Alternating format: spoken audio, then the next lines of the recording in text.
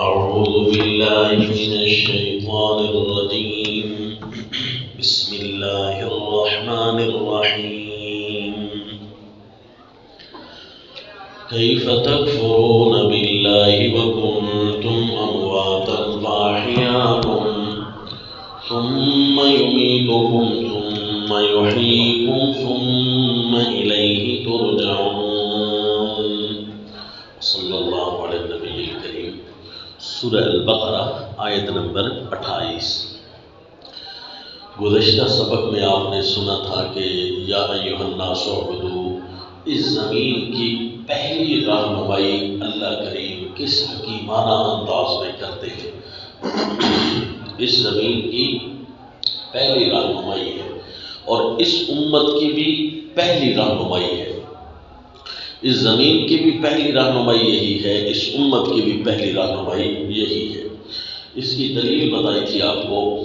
زمین کی پہلی رہنمائی ہے اما یأتینکم منی ھدی فمن تبع ھدای فلا خوف علیہم ولا ھم یحزنون، جس کا خلاصہ یہ تھا کہ جو میں کہوں اس پر چلتے رہنا۔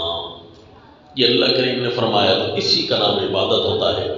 اب ہماری امت کو سب سے پہلے جو حکم مل رہا ہے یا ایھا الناس اعبدوا، یہ سب سے پہلا حکم ہے۔ اب اس کی دلیل کیا ہے کہ جی سب سے پہلا حکم یہ ہے؟ اس کی دلیل یہ ہے کہ قرآن میں پہلا امر یہی آ رہا ہے۔ آپ بتائیں میں قرآن میں پہلا امر کون سا ہوگا؟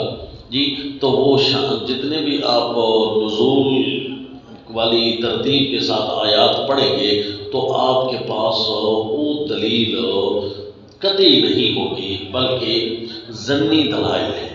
کوئی اخبار احاد ہے تو اکثر اخبار احاد ہے، لہذا اس امت کو جو اللہ نے قرآن پاک کا پہلا امر دیا، قطعی دلیل اس کی قرآن کی آیت خود ہے، ترتیب بھی خود ہے، یا ایھا الناس اعبدوا۔ یہ زمین کی بھی پہلی رہنمائی ہوئی اور اس امت کی بھی پہلی رہنمائی ہوئی۔ تو چونکہ رہنمائی کا لفظ بول رہا ہوں کیوں جی؟ کہ اس صورت کا دعویٰ یہی ہے، ہدی الایمان والصلاح والزجر عن الکفر والفساد، یہ اس صورت کا دعویٰ ہے۔ اور یہ دعویٰ ڈھونڈنا مشکلات الفن میں سے تھا، لیکن اللہ کریم کی باتوں کی طرف توجہ کی جائے تو اللہ کی باتیں تو بڑی آسان ہے نا، اس لیے قرآن کے بارے میں یہ لفظ استعمال نہ فرمائیں کہ قرآن مشکل ہے، بلکہ نص میں آ گیا کہ قرآن آسان ہے تو قرآن آسان ہے جی، البتہ ہمارا ڈھونڈنے کا طریقہ مشکل ہو سکتا ہے۔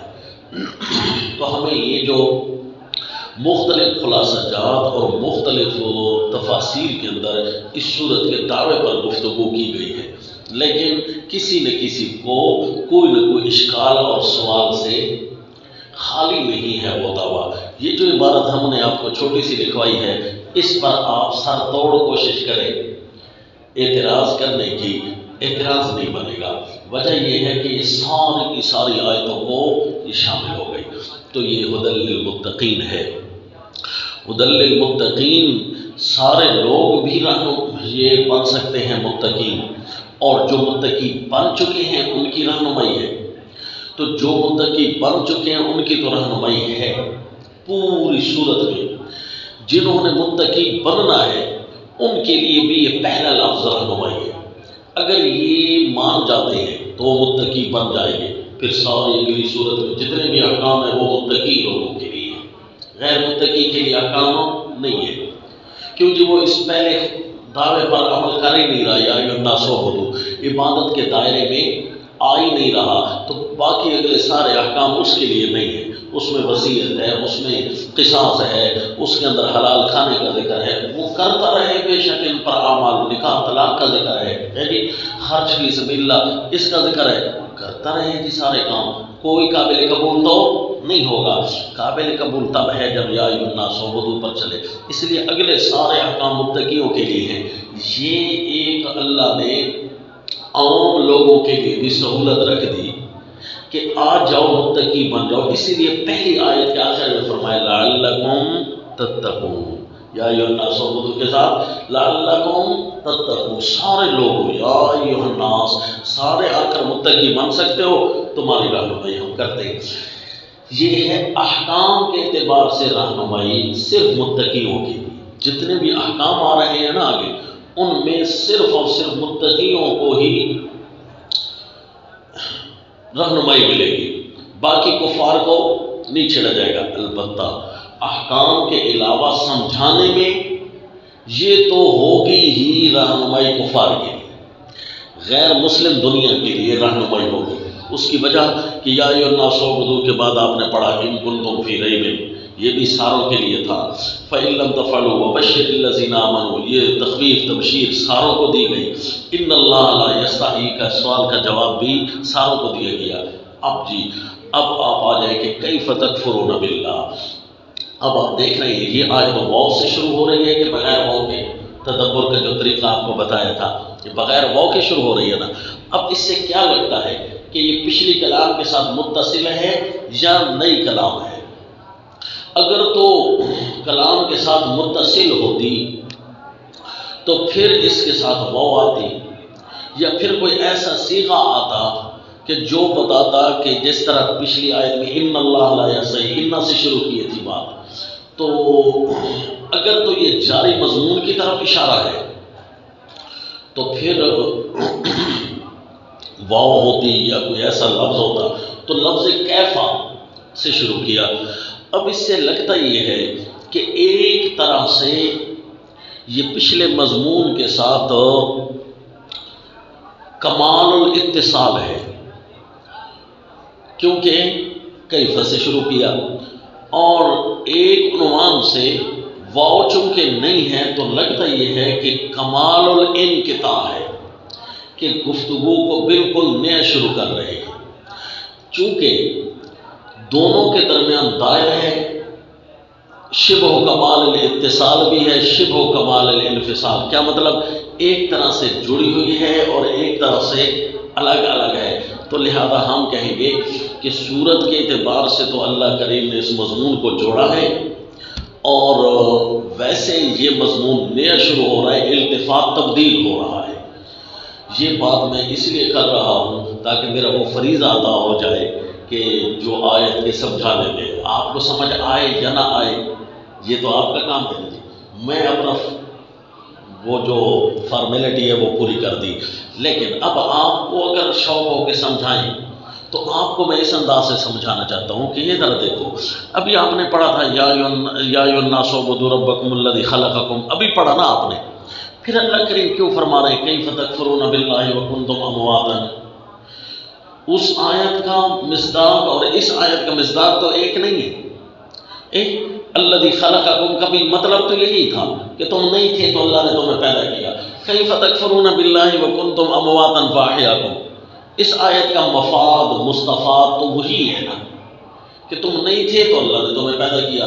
اب بندہ حیران ہے کہ قرآن میں تو لغو و تکرار نہیں ہے، یہاں سے اللہ کریم کیا فرمانا چاہتے ہیں؟ ہاں جی، ابھی آپ نے پڑھا الذی جعل لکم الارض فراشا والسماء بناء، ابھی پڑھا نا. پھر اللہ کریم فرماتے ہیں والذی خلق لکم ما فی الارض جمیعا ثم استوى الی السماء فسواہن سبع سماوات. جی تو یہ کیا جی؟ آسمان کا ذکر بھی پہلے آیا، دوبارہ سے اسی رقم کے اندر آ گیا. جی تو یہ اس انداز سے حل کرنا ہے کہ ہمارا اشکال رفع ہو جائے. اشکال یوں رفع ہوگا کہ آیت کا شروع، اور بتا رہا تھا میں آپ کو پہلے سے بار بار کہ ہم جس طریقے سے تدبر کریں گے اور تدبر کرنے کے بعد اشکال کا جواب سامنے آئے گا تو وہ پیٹ سے نکلا ہوا نہ ہو. اگر محسوس ہونا کہ پیٹ سے نکلا ہوا ہے تو سمجھو تفسیر بالراج ہو رہی ہے. اگر وہ موافقت بالآیات ہے، آیت میں خود اس قسم کا یہ رہنمائی موجود ہے، تو سمجھو پھر اللہ کریم کئی قرآن کا مزاج میں آپ داخل ہو رہے ہیں. مزاج میں داخل ہونا یہ ہم سب کا حق ہے، تب تدبر ہوتا ہے. دیکھو جی آیت کا شروع ہو رہا ہے کیف تکفرون باللہ سے. کیوں جی؟ یا ایھا الناس اعبدوا ربکم الذی خلقکم، اس میں وہ لوگ تو شامل ہو جائیں گے جو اللہ کو مانتے ہیں، جو اللہ کو صرف مانتے ہی نہیں ہیں. یا ایھا الناس اعبدوا ربکم، ان کے ساتھ خطاب کرنا تو یوں سمجھیے کہ یہ تو زائد ہے، وہ مانتے ہی نہیں ہیں رب کو. یا ایھا الناس اعبدوا یعنی دہریے ملحدین ایتھیسٹ، وہ مانتے ہی نہیں ہیں، تو وہ کیسے ان کے ساتھ یا ایھا الناس اعبدوا کا خطاب ہوگا؟ یہاں خطاب ہوا تھا مشرکین فی الالوہیت کا، مشرکین فی الحاکمیت کا، یہ تو دونوں قسم کے لوگ داخل ہو گئے تھے۔ ابھی وہ نکلے ہوئے ہیں، ان کے ساتھ خطاب نہیں ہوا ابھی تک جو ملحد ہیں جی۔ تو ملحدین کو بھی اللہ کریم ساتھ ساتھ سمجھانا چاہتے ہیں۔ میں نے کہا نا، احکام کی رہنمائی تو متقیوں کے لیے، احکام کے علاوہ جو کچھ سمجھایا جا رہا ہوگا نا، وہ سارے کفار کو سمجھایا جا رہا ہوگا۔ دیکھو جی، کیف تکفرون باللہ، آیت کا شروع بھی بتا رہے ہیں کہ یہ بات ملحدین کے ساتھ ہو رہی ہے، کیونکہ وہ اللہ کا انکار کرتے ہیں، وہ اللہ کا انکار۔ کیف تکفرون باللہ، کیسے تم اللہ کا انکار کرتے ہو؟ گویا ان اللہ لا یستحی، دلیل کے بعد ایک شبہ آیا تھا، اور کیف تکفرون گویا کہ دوسرا شبہ ہے۔ کیوں جی؟ میں نے آپ کو بتایا تھا کہ دلائل کے بعد 4 باتیں آیا کرتی ہیں: تخویف، تبشیر، شبہ، شکوہ۔ ان چاروں میں سے کچھ ہوگا، تو 2 دلیلیں چلی تھی نا، 2 دلیل کے بعد تخویف، تبشیر، شبہ بھی آ گیا ہے جی۔ ایک اور شبہ بھی آ گیا کہ ہم تو اللہ کو مانتے ہی نہیں ہیں، یہ گفتگو ہمارے ساتھ ہو ہی نہیں رہی، ہمیں تو کوئی سمجھائے نا کہ ہم اللہ کو تو مانیں۔ تو اللہ کریم ان کی طرف بھی توجہ فرما رہے ہیں، ان کو بھی سمجھا رہے ہیں۔ یہ ہے حاکم کے حکیمانہ انداز، حاکم کے جو کل آپ کو بتایا تھا کہ اگر اللہ کریم دلائل نہ بھی دینا تو اللہ قادر ہے جی، اللہ کر سکتے ہیں، ہم تو اللہ کے محتاج ہیں، لیکن یہ حاکم کے حکیمانہ انداز ہے۔ دیکھو جی، کیف تکفرون باللہ، دہریو تمہیں سمجھاتے ہو کیسے تم اللہ کا انکار کرتے ہو۔ اب دہری سارے متوجہ ہو جائیں گے کہ ہاں جی ہم آ گئے۔ فرمایا تمہیں ہم ایسی چیزیں بتاتے ہیں کہ ابھی بول اٹھو گے کہ ہاں واقعی اللہ تو ہے۔ نمبر 1، کنتم امواتا فاحیاکم، تم مردہ تھے، اللہ نے تمہیں زندہ کیا، تم کچھ نہ تھے، اللہ نے تمہیں کچھ بنا ڈالا۔ یہ بتاؤ، یہ از خود وجود میں آ گیا، یہ کیسے تھا کہ کچھ بھی نہیں تھا، اچانک سے ایک بندہ جی نکل آیا باہر، وہاں سے انسانیت بڑھی۔ اسی طرح ہوتا ہے کہ کسی بنانے والے کے بغیر، اب سب سے بڑی جو تکلیف ہوتی ہے نا دہری کو، ایتھیسٹ کو، اسی سوال سے تکلیف ہوتی ہے، کیونکہ اگر وہ کہتے ہیں ہاں جی سب کچھ از خود وجود میں آیا، تو اس کو کہتے ہیں کہ ٹھیک ہے جی، پھر یہ جو پیسے ہیں نا، یہ پیسے گھر جا کر بنا اور ہاں یہ لے جا۔ کیوں جی؟ یہ حکومت نہ بنائے نا پیسے تو یہ پیسے بن جاتے ہیں بس اسی طرح۔ وہ کہتے ہیں نہیں نہیں، حکومت جب تک بنائے گی نہیں پیسہ اس وقت تک وجود میں نہیں آئے گا جی۔ اور اسی طرح اس کو کہو کہ یہ جو آپ کے کپڑے ہیں نا یہ خود بخود سلے ہوئے آ گئے ہیں، اتار دو یا پہن لو، وہ کہے گا نہیں بھائی نہیں، درزی نے بنائے۔ تو دنیا کی کوئی چیز بھی اس کے سامنے رکھو نا وہ نہیں مانے گا کہ بغیر بنانے والے کے، وہ بیچارہ تنگ ہو جاتا ہے۔ پھر اس کو کہتے ہیں کہ حضرت اور کیسے آ گئے، آپ کیسے وجود میں آ گئے بغیر بنانے والے کے؟ تو اس کو بڑی تکلیف ہوتی ہے۔ حتیٰ کہ ایک ایتھیسٹ آیا دہریہ، وہ غائب ہو گیا پھر منظر سے، اسی سوال کے ڈر کی وجہ سے۔ اس کو لوگوں نے اتنا تنگ کیا نا اسی سوال پر کہ نہیں بھائی اس کو جب تک کلیئر نہیں کرو گے نا ہم آگے بحث نہیں چلائیں گے۔ تو وہ بحث میں چلتے چلتے تقریباً 40 منٹ کے بعد وہ اس کے زبان سے نکل گیا، بھائی تو شروع یہ مسلمان سوال کرتے، یہ کوئی سوال ہے؟ جس سوال سے پریشان ہوتے ہیں نا اس کو ویسے اڑا دیتے ہیں، یہ مسلمان سوال کرتے یہ کوئی سوال ہے؟ یہ کہتے ہیں سب سے پہلے کائنات میں کائنات کیسے وجود میں آئی؟ ایک انرجی تھی شروع میں، بس وہ انرجی ہوئی، دھماکہ ہوا تو کائنات آ گئی، بس ہی بس لوگوں نے پکڑ لیا۔ بھائی انرجی کا معنی تو ہوتا ہے طاقت، بھائی شروع میں ایک طاقت تھی جس کی وجہ سے کائنات مرتب ہوئی، اسی طاقت کا نام ہم اللہ رکھتے ہیں، تو بتا جی۔ تو پھر وہ سہم گیا کہ بھائی اس سوال کا جواب ہمارے پاس کوئی نہیں۔ تو اللہ کریم نے بھی بات ادھر ہی سے شروع کی، پوری کائنات کو چھوڑ کر اسی کو کہا کہ تو خود اپنے آپ کو دیکھ، ساری کائنات کو طرف تو توجہ کرتا نہیں ہے۔ کنتم امواتا، تم تھے مردہ، پھر اللہ نے تمہیں زندہ کیا۔ اب کرو گے اللہ کا انکار؟ نہیں کرو گے نا، جب نہیں کرو گے اللہ کا انکار تو پھر آ جاؤ یا ایھا الناس اعبدوا، ہاں اسی خطاب کے اندر پھر ڈالنا ہے ان کو۔ تھے نا دہری آگے، ثم یمیتکم، پھر اللہ تم کو مارتا ہے، ثم یحییکم، پھر اللہ تمہیں زندہ کرے گا، پھر اللہ تمہیں مارتا ہے۔ یہ تیسری جز کو بھی مانتے ہیں کہ ہاں سارے مر جاتے ہیں۔ اچھا یہ بتاؤ یہ مرنا ترتیب کے ساتھ ہے یا بلا ترتیب ہے؟ تو وہ کہیں گے ہے تو جی بلا ترتیب، ترتیب کے ساتھ تو نہیں ہے، کبھی بڑا مر رہا ہے تو کبھی چھوٹا مر رہا ہے، کہیں کسی کے ہاں عورت پہلے مر رہی ہے تو کہیں کسی کے ہاں مرد پہلے مر رہا ہے۔ تو یہ بتا اگر ایک نظام کے ساتھ روٹین وائز یہ چیزیں ہوتی، ایکسپائر ہونا، تو یہ خود بخود سارے ایک روٹین کے ساتھ ہو جاتے ہیں۔ یہ ایک روٹین کے ساتھ تو ایکسپائر نہیں ہو رہے۔ جس طرح بغیر یہ بھی مان گیا، اور جس طرح زندہ ہونا، پہلی دفعہ پیدا ہونا بغیر میٹیریل کے تو مان چکا ہے، میٹیریل موجود ہو نہیں تھا، ہڈیاں موجود ہو نہیں تھی، چمڑا موجود نہیں تھا، یہ جب انسان نکلا تو 1 فٹ کا بھی نہیں تھا، اور جب مرنے لگا تو 6 فٹ کا ہو گیا، یہ سارا میٹیریل آ گیا کہ نہیں آ گیا؟ اچھا بغیر میٹیریل کے تو مان چکا ہے نا، تو اب میٹیریل بھی آ چکا ہے، دوبارہ زندہ ہونے کا ماننا تو اور زیادہ آسان ہے۔ ثم یحییکم، پھر اللہ تمہیں دوبارہ زندہ کرے گا۔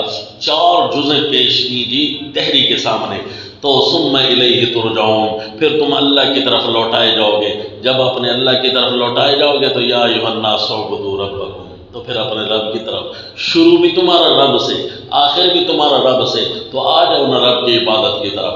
اچھا پھر 4 جزیں سمجھانے کے بعد، اور یہ 4 جزیں ایک ہی دلیل میں سمجھائیں، ایک ہی آیت میں، اس لیے ہم یہاں پیش کریں گے کہ یہ ایک ہی دلیل ہے، تحریوں کے ساتھ بھی ایک دلیل دی۔ پھر والذی خلق لکم، اب آؤ جی آفاقی دلیل، یعنی کائنات کی طرف آ جاؤ گے۔ والذی خلق لکم ما فی الارض جميعا ثم استوى الى السماء فسواهن 7 سماوات وهو بكل شيء علیم، وہی اللہ ہے، والذی کنتم اموات کیف تکفرون باللہ وکنتم امواتا، جس اللہ نے تمہیں پیدا کیا نا وہی اللہ ہے۔ دیکھو نا انداز تخاطب، اب آپ کا اشکال حل ہو گیا ہوگا جی کہ یہ دوبارہ سے ذکر کیوں دلائل کا آ گیا؟ تو اس لیے دلیل نیا اسلوب اللہ نے اختیار فرمایا، کیونکہ تحریوں کے ساتھ گفتگو ہو رہی ہے۔ والذی خلق لکم ما فی الارض جميعا، وہی اللہ ہے جس نے تمہیں ابھی موت سے بیدار کیا، وہی اللہ ہے جو تمہیں موت دیتا ہے، وہی اللہ ہے خلق لکم ما فی الارض جميعا، جس نے تمہارے لیے پیدا کیا ہر وہ چیز کو جو زمین میں ہے، سب کچھ جو بھی زمین میں ہے وہ اللہ نے تمہارے لیے پیدا کیا۔ ثم استوى الى السماء، اچھا یہ بتاؤ اللہ نے ساری چیزوں کو یک لخت سامنے کر دیا، زمین پر کتنی چیزیں نظر آ رہی ہیں، یہ اللہ نے تمہارے لیے پیدا کی ہیں، بس ایک تو پیدا کی ہیں پھر تمہارے لیے پیدا کی ہیں، 2 چیزوں کی طرف تم ایک ایک کسی بھی چیز کو پکڑو، ایک ایک چیز کو ڈھونڈو کہ 2 پیدا بھی اللہ نے کی ہیں اور تمہارے لیے پیدا کیے، حتیٰ کہ سب سے مشکل چیز سانپ کو اٹھا لو، سانپ کو اٹھا لو، چھپکلی کو اٹھا لو، کہ یہ تمہارے لیے پیدا ہوئی ہے اور پیدا بھی اللہ نے کی ہے۔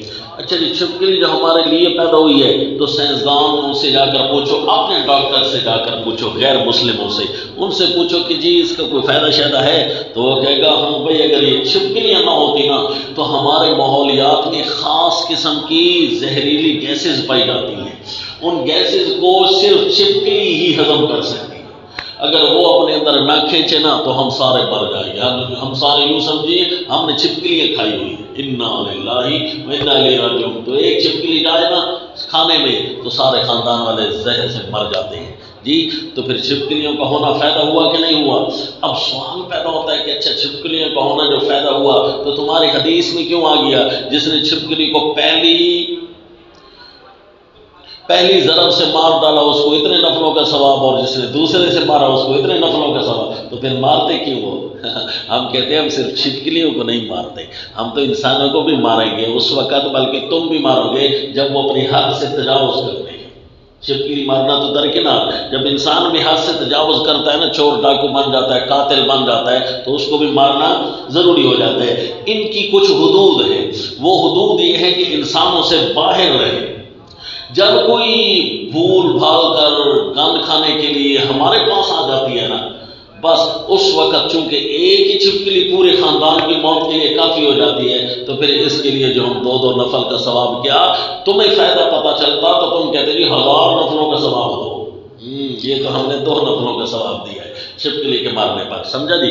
تو ہے تو تمہارے فائدے کے لیے، اس لیے جو بھی دہری اگر نظام اسلام پر گفتگو کرنا چاہے نا تو فوراً مسلمان ہو جائے۔ اصل میں یہ پاگل ضدی ہوتے ہیں، جب ضدی ہوتے ہیں نا تو اس لیے ان کی کھوپڑی میں کوئی چیز داخل ہوتی نہیں، دماغ کی گراری اگر سیٹ کر کے گفتگو کرے نا تو پھر ان کو سب کچھ سمجھ آنے لگ جائے۔ وَالَّذِي خَلَقَ لَكُم مَّا فِي الْأَرْضِ جَمِيعًا، جو کچھ بھی ہے نا زمین میں اللہ نے تمہارے لیے پیدا کیا ہے، سمجھا جی؟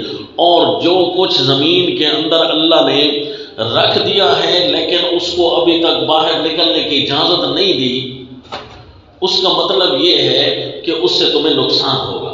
ایک دہلیہ کہہ رہا تھا تخلیق کائنات کی بڑی بڑی باتیں تم کرتے ہو، کائنات کی تخلیق تو ہمارے ہاتھ میں بھی ابھی باقی ہے، کائنات ناقص ہے۔ کیا ہے جی؟ ناقص ہے۔ اس کی دلیل بھی دے رہا ہے، وہ کہتا ہے دیکھو جی یہ کلوننگ پیوند کاری جس کو کہتے ہیں، یہ جو پیوند کاری کے ساتھ نئے نئے پھل بوٹے بنا لیتے ہیں ہم، یعنی ایک پہلے بوٹا ایک فروٹ وجود میں نہیں ہوتا، سیب اور مالٹے کا آپس میں پیوند کر کے جب ایک چیز فرض کرو نکالیں، اگر کامیاب ہو جائیں تو ایک اور طرح سے ایک اور شکل کا پھل سامنے آ جاتا ہے۔ سیب کا بھی ذائقہ ہوتا ہے اور اس میں مالٹے کا بھی ذائقہ ہوتا ہے۔ دیکھا نا جی ہم نے پیدا کر لیا، جاپانی کھانا ہم نے بنا لیا، ٹماٹر پہلے نہیں تھا تو ہم نے بنا لیا، نعوذ باللہ۔ تو اس کا مطلب ہے کوئی نہ کوئی فائدہ تو کائنات ابھی ناقص ہے، ابھی تک ہم جتنی بھی ایجادات کریں تو ہو سکتی ہے، یہ وہ کہہ رہا تھا کائنات ناقص ہے۔ اس کا پہلا آسان جواب تو یہ تھا کہ تو نے تو صرف ان کو آپس میں جوڑا، پھر تو گھر جا کر سو گیا، پھر اس کو کس نے آگے بڑھایا ذرا یہ بتا، پھر کون سی مشینری آگے فٹ تھی جو یہ سارے کام کرتی رہی، اس کے اندر کون سی بجلی ہے جو خود بخود چلتی رہی۔ اس کا مطلب ہے تو سو گیا، آگے کا تجھے پتہ نہیں تھا، 20 دن بعد مہینے بعد تو نے دیکھا کہ وہ پیوند کاری نکلی ہوئی تھی۔ کائنات ناقص نہیں ہے، کائنات کو ابھی بھی چلانے والا اللہ ہے، پہلی بات۔ اور دوسری بات یہ ہے کہ یہ جو پھل تو نے کلوننگ سے نکالا ہے، نکالا تو اللہ نے ہے، اللہ نے پہلے نہیں نکالا تھا، تو نے نکالا ہے۔ اپنا یہی سیمپل جا کر ڈاکٹر کے پاس لے جاؤ اور کہے کہ میرے اس پھل کے کیا فائدے ہیں، وہ کہے کہ اس کے اندر فلاں وٹامن بھی ہیں، فلاں انرجی بھی ہے، فلاں چیز بھی ہے، لیکن یار اس کا مضر اثرات بھی اس کے ہیں، اس کا سائیڈ ایفیکٹ بھی ہے۔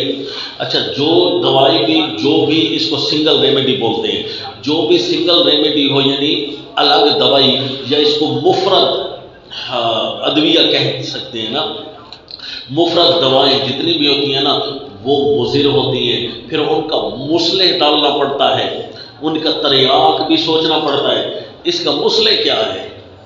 ہاں اب بتائیے جی، سر پکڑ کر بیٹھ جائے گا کہ جس نے یہ والا پھل کھایا نا اس کو اگر فلاں سائیڈ ایفیکٹ ہو گیا اس کی اصلاح کون کرے گا۔ لہذا پھر یہ جو کائنات کے ناقص ہونے کے فتوے لگا رہا تھا نا وہ بھی کہے گا جلدی جلدی میرے اس پھل کو ختم کر دو، کوئی کھا نہ لے اس کو۔ اگر کسی نے کھا لیا تو ایسی بیماری کائنات میں آئے گی کہ اس کا کوئی مصلح نہیں ہوگا، اس کا کوئی اینٹی نہیں ہوگا۔ تو اس کا مطلب یہ ہے کہ مجھے خامخواہ نظام کے میں دخل نہیں دینی چاہیے، سمجھا جی؟ تیری انگلی کاٹ کر تیرے ناک پر لگا دیں تو چمڑا تو جڑ سکتا ہے، این ممکن ہے یہاں سے تیری انگلی بھی بڑی ہو جائے، ایسی سرجری تیری کرتے ہیں ہم تو انگلی کو یہاں سے کاٹ کر یہاں پر لگا دیں، لگ تو جائے گی، لگ تو جائے گی، پھر اس انگلی کا یہاں فائدہ کیا ہے پہلے تو یہ گفتگو سوچ، نہیں سمجھ آیا؟ تو یہ اللہ کریم نے ساری کائنات میں جو انرجی رکھی ہے وہ انرجی آپس میں جب ملتی ہے تو فائدہ تو کوئی نہ کوئی شکل تو بن ہی جائے گی، لیکن اصل میں یہ دیکھنا ہے کہ اللہ نے جو چیزیں پیدا کر دی ہیں نا بغیر تمہارے مانگے اور ضرورت کے وہ تمہارے فائدے کے لیے، باقی جتنی بھی چیزیں ایجاد ہوں گی نا اس میں تمہارا فائدہ تم نہیں ڈھونڈ سکتے ہو۔ اس لیے اللہ نے جس زمین کے جس ٹکڑے پر پانی رکھا ہے وہ پانی اسی زمین والوں کو فائدہ دیتا ہے۔ ہم یہاں پیدا ہوئے ہیں تو یہاں کا پانی ہمیں فائدہ دے گا، اس لیے آپ لوگ جہاں جہاں پیدا ہوئے ہو نا وہاں جایا کرو تو ایک گلاس پانی کا ضرور پیا کرو، کیونکہ وہ آپ کے لیے بہترین ویکسینیشن کا کام کرے گا، سمجھا جی۔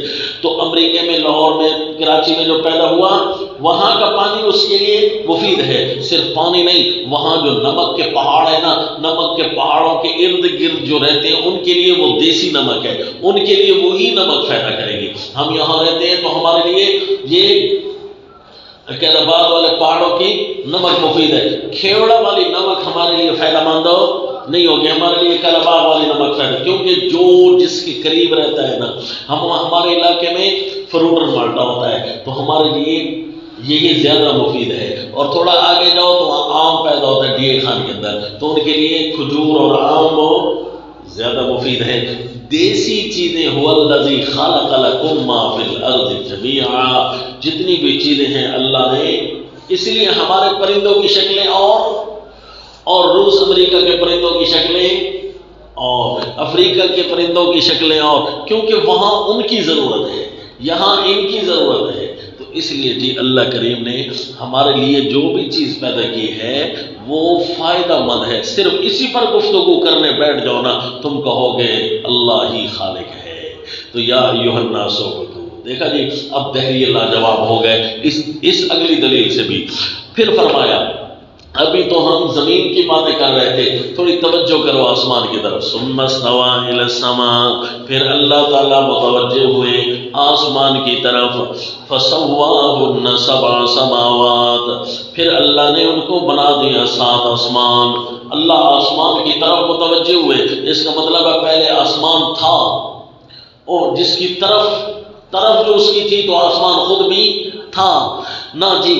ثم استوى الى السماء، ابھی پھر فرمائے فسواهن سبع سماوات، پھر اللہ نے ان کو 7 آسمان بنایا۔ آسمان کی طرف متوجہ ہوا، یہ ذرا دیکھیں نا جی کہ میں اس کپڑے کی طرف متوجہ ہوا، یہ کپڑا ہوگا تو اس کی طرف متوجہ ہوگا، پھر اس کپڑے کو میں نے کپڑا تو نہ بنایا کیونکہ یہ تو توجہ ہے۔ ثم استوى الى السماء پر سوال آ رہا ہے آپ کا، پھر تو متوجہ کیا آسمان کی طرف، پھر بنایا ان کو 7 آسمان، اس کا مطلب ہے آسمان پہلے تھا، اب صرف ان کے 3 صاف ٹکڑے کرنے کی ضرورت پڑی۔ تو جی پہلی بات یہ ہے کہ ثم استوى الى السماء، سما کا معنی بلندی ہوتا ہے، اس لیے معنی کیا پھر متوجہ ہوئے اللہ آسمان کی طرف، یعنی بلندی کی طرف۔ ابھی تو زمین سے بلندی مراد ہے، ورنہ زمین خود بھی بلندی پر ہے، فضاؤں میں سب کچھ ٹہل رہا ہے، تو زمین سے بلندی کی طرف اللہ متوجہ ہوا۔ تو وہاں پر کیا تھا جی، اس بلندی کے اندر اللہ نے 7 آسمان رکھ دیے۔ کتنے جی؟ فسواهن، اگر آپ ہوشیار بیٹھے ہیں تو ذرا میری طرف توجہ کریں، آپ کو ایک سوال کرو۔ آپ تو کہہ رہے تھے یہ دہریوں کے ساتھ گفتگو ہو رہی ہے، اسی طرح ہے نا؟ اچھا دہریوں کے ساتھ گفتگو ہو تو دہری زیادہ سے زیادہ ایک آسمان مان سکتے ہیں جو نظر آ رہا ہے، 6 تو نظر ہی نہیں آ رہے، مسلمانوں کو بھی نہیں نظر آئے ابھی تک، نظر آتے ہیں کہ ہمیں آسمان، تو پھر دہری تو اس چیز کو مشکل سے مان رہے ہیں جو سامنے کھڑی ہو۔ ان کے تو ذہن اتنے موٹے ہیں کہ سامنے کھڑی ہوئی چیز کو مشکل سے مانتے ہیں، یہ پاگل ان 6 آسمانوں کو کیسے مانیں گے؟ اللہ کریم نے ان کے ساتھ گفتگو یہ کیوں فرما دی؟ ثم استوى الى السماء فسواهن 7 سماوات، اس لیے جی آسمان کسے کہتے ہیں، پہلے یہ گفتگو آپ کی سمجھ میں آ گئی نا تو پھر اگلی آیت حل ہو جائے گی۔ آسمان اس پوری نیلی چھت کو کہتے ہیں جو ہمیں زمین کے اطراف میں نظر آ رہی ہے۔ آسمان کہاں ہے جی؟ زمین کے اطراف میں ہے کہ زمین کے اوپر ہے؟ آپ نے ابھی تک آسمان بھی نہیں دیکھا ہوگا، میرے خیال میں چھٹی کرتے ہیں باہر جاتے ہیں دیکھ آتے ہیں، بھی دیکھیں گے بھی صحیح تو نظر آئے گا ہر طرف، مان لو پھر آسمان ہر طرف ہے۔ اچھا آسمان ہر طرف ہے، زمین کے ارد گرد ہے، زمین بیضوی شکل کی گول ہے، انڈے کی شکل کی گول ہے یا پوری گول ہے یا کیسے ہے، اس پر بھی ابھی بحث جاری ہے، لیکن ہے تو زمین کے ارد گرد آسمان، ٹھیک ہے جی۔ اور کچھ باطل فرقے والے کہتے ہیں روایت کا غلط معنی کرتے ہوئے کہ اللہ صرف اوپر ہے، اللہ صرف اوپر ہے۔ اس کی دلیل بھئی ایک لونڈی آئی تھی تو آپ ایک صحابی نے پوچھا اللہ کے نبی میں اس کو عذاب کروں کہ نہ کروں، ہے جی مسلمان معاشرہ ہے، اللہ کے نبی نے فرمایا چلو میں اس کو چیک کر لیتا ہوں، اگر یہ مومن ہے تو مسلمان معاشرے میں اس کو چھوڑ دیا جائے، اگر یہ کافرہ ہے تو مسلمان معاشرے میں ایسے لوگوں کی جگہ کم ہے کیونکہ یہ اوروں کو بھی خراب کریں گے۔ اللہ کے نبی نے پوچھا این اللہ، اللہ کہاں ہے؟ تو اس نے کہا فی السماء، اللہ آسمان میں ہے۔ تو اللہ کے نبی نے فرمایا اعتقھا فانھا مؤمنہ، اس کو آزاد کر دو یہ مومن ہے۔ تو اس کا مطلب ہے اللہ آسمانوں میں ہے نا، اللہ اوپر ہے، اور یہ کہتے ہیں کہ اللہ ہر جگہ ہے، تو اللہ تو آسمانوں میں ہے۔ تو ہم پوچھتے ہیں کہ آسمان کہاں ہے؟ آسمان ہر طرف ہے، آسمان ہر طرف ہے، تو پھر اللہ بھی ہر طرف ہے۔ اصل میں وہ لوڈی یہ کہنا چاہتی تھی، اصل میں آسمان کی ہر طرف ہے اور ہر جگہ کا اس نے معنی نہیں کیا، بلکہ ہر طرف والا جواب دیا، ہر جگہ والا جواب نہیں دیا۔ اس کی وجہ یہ تھی کہ وہ زمین والے الہوں کی نفی کرنا چاہتی تھی کہ جو آسمانوں میں الہ ہے نا میں اسی کو مانتی ہوں، زمین میں جو الہ ہے تو پھر معاملہ مشتبہ ہو جاتا، حالانکہ وَهُوَ اللَّهُ فِي السَّمَاوَاتِ وَفِي الْأَرْضِ، اللہ آسمانوں میں بھی ہے، اللہ زمین میں بھی ہے، کیونکہ اللہ ہر جگہ وَهُوَ مَعَكُمْ أَيْنَمَا كُنتُمْ، قرآن میں ہے اللہ ہر جگہ ہے جہاں بھی تم ہوتے ہو، وَهُوَ عَلَىٰ كُلِّ شَيْءٍ شَهِيدٌ، اللہ ہر جگہ موجود ہے۔ لہذا آیت بھی حل ہو گئی، یہ بھی حل ہو گیا، تو اللہ ہر جگہ موجود ہے۔ اچھا اس حدیث کو حل کرتے ہوئے یہ بھی آپ کو چھوٹا سا نقطہ بتا دوں، بتایا ہوا تو ہوگا آپ کو کہ آسمان تو ہے جگہ، آسمان تو ہے ایک جگہ، اللہ آسمانوں کی جگہ پر ہے نا، یوں کہتے ہیں نا لوگ، ہے جی ان کو کم از کم یہ خیال نہیں آتا کہ اللہ تو جگہ کا بھی خالق ہے۔ جب جگہ ہی نہیں تھی، ظرف ہی نہیں تھا، تو اللہ تو اس وقت بھی تھا جی، اللہ تو اس وقت بھی تھا جب جگہ نہیں تھی، تو اس وقت اللہ کہاں تھا؟ تو لہذا ان کو یہ غلط مفہوم نہیں کرنا چاہیے کہ اللہ صرف اور صرف آسمانوں میں ہے۔ نعوذ باللہ، اللہ کے بارے میں ایسی گفتگو کرتے ہیں جس طرح کے ایک دوسرے کے ساتھ گفتگو کرتے ہیں۔ ہم بیٹھنے میں، کھڑا ہونے میں، اپنے موجود ہونے میں ظرف کے محتاج ہیں، جبکہ اللہ تو ظرف سے ماورا ہے۔ اچھا جی، یہ حدیث سمجھا کر اب آپ کو آسمان سمجھانے تاکہ دہریوں کے ساتھ جو گفتگو ہو رہی ہے تو آپ کو اس آیت کے اشکال تو حل ہونا جی دہریوں کے ساتھ گفتگو ہو رہی ہے، آسمان تو ایک ہی ہے۔ اچھا جی، آسمان 7 نہیں، تو یہ 7 آسمان کیسے ہیں؟ اوپر نیچے ہیں آسمان اسی طرح بالکل گول بٹول، تو آسمان کو آج تک کسی نے چھوا ہی نہیں ہے، اس کی حقیقت اللہ نے قرآن میں بتائی ہی نہیں ہے کہ سارے کی سارے، صرف اتنا بتایا وَهِيَ دُخَانٌ فَقَالَ لَهَا وَلِلْأَرْضِ ائْتِيَا طَوْعًا، یہ دھواں سا تھا، بس پھر اللہ نے ان کو 7 آسمان مرتب کر دی۔ اچھا جی، وہ 7 آسمان اگر ہوں تو پھر ایک پہلے آسمان تک پہنچنے کی مسافت 500 سال بھی بیان کی گئی ہے، کیونکہ قرآن میں ہے کہ 1000 سال لگتے ہیں۔ يُدَبِّرُ الْأَمْرَ مِنَ السَّمَاءِ إِلَى الْأَرْضِ مِنَ السَّمَاءِ إِلَى الْأَرْضِ ثُمَّ يَعْرُجُ إِلَيْهِ، پھر زمین سے آسمان کی طرف فی یوم کان مقدارہ 1000 سنہ، یعنی آنا اور جانا یہ 1000 سال لگیں گے، تو ایک مسافت کتنی ہوئی؟ 500 سال تو ہو گئی نا، 500 سال کی مسافت ہے۔ تو یہ سائنسدان بھی مانتے ہیں کہ واقعی 500 سال، اور ہے بھی وہ لائٹ ایئر، یعنی روشنی والے سال ہیں جی، نوری سال جن کو آپ کہتے ہیں، تو یہ سال ہے۔ بہرحال یہ اللہ تو وقت کی تخلیق سے پہلے سے موجود ہے نا، تو اس پر تو گفتگو بعد میں کبھی، لیکن یہ سوچیں کہ جو 500 سال کی مسافت ہے ابھی تک کسی انسان نے اس کو ٹچ کیا ہی نہیں ہے سوائے امام الانبیاء صلی اللہ علیہ وسلم کے، اور اللہ کے نبی نے بھی ہمیں آسمان کے بارے میں کوئی وضاحت نہیں بتائی صلی اللہ علیہ وسلم۔ تو ہم اپنی طرف سے کیسے کہہ سکتے ہیں جی آسمان یوں ہے، پھر اس کا میٹیریل چیک کرنا پڑے گا کہ آسمان کیسے ہے۔ تو اس لیے جی آسمان کے بارے میں اہل سنت کا نظریہ یہ ہے، مفسر المانی بھی لکھتے ہیں کہ یہ 7 آسمان کی گفتگو کیا تھا، 7 آسمان کی گفتگو یہ ہے جی، اس کو آپ کیا کہتے ہیں، متشابہات میں سے۔ کیا ہے جی؟ متشابہات میں سے۔ آسمان کہاں ہے؟ یہ متشابہات میں سے۔ یہ ایک ایسی چیز ہے جس کا ہمیں اللہ نے علم نہیں دیا، توجہ ہے نہیں۔ تو اس کا مطلب یہ ہوا کہ آسمان کے بارے میں یہ نظریہ قائم کر لینا کہ یہ ایک چھت ہے اور پھر اس کے اوپر ایک چھت ہے، پھر اس کے اوپر ایک چھت ہے، پھر اس کے اوپر یہ سارے ایک چھت ہے، یہ ہمارے فرضی خیالات ہو سکتے ہیں، یہ ہمارے عقائد کا حصہ نہیں ہے۔ آج تک تو ہم نے یہی سوچا ہوا تھا نا کہ ایک یہ نظر آتا ہے، ایک اس کے اوپر ہوگا، ایک اس کے اوپر ہوگا۔ انشاءاللہ جب دن قیامت اللہ کریم ہم سب کو لے جائیں گے نا، پھر انشاءاللہ خوب مزے سے سیریں کریں گے افلاک کی، پتہ چلے گا کہ کیا ہے۔ تو آج والا سبق یاد رکھنا، اس دن پھر ملیں گے انشاءاللہ۔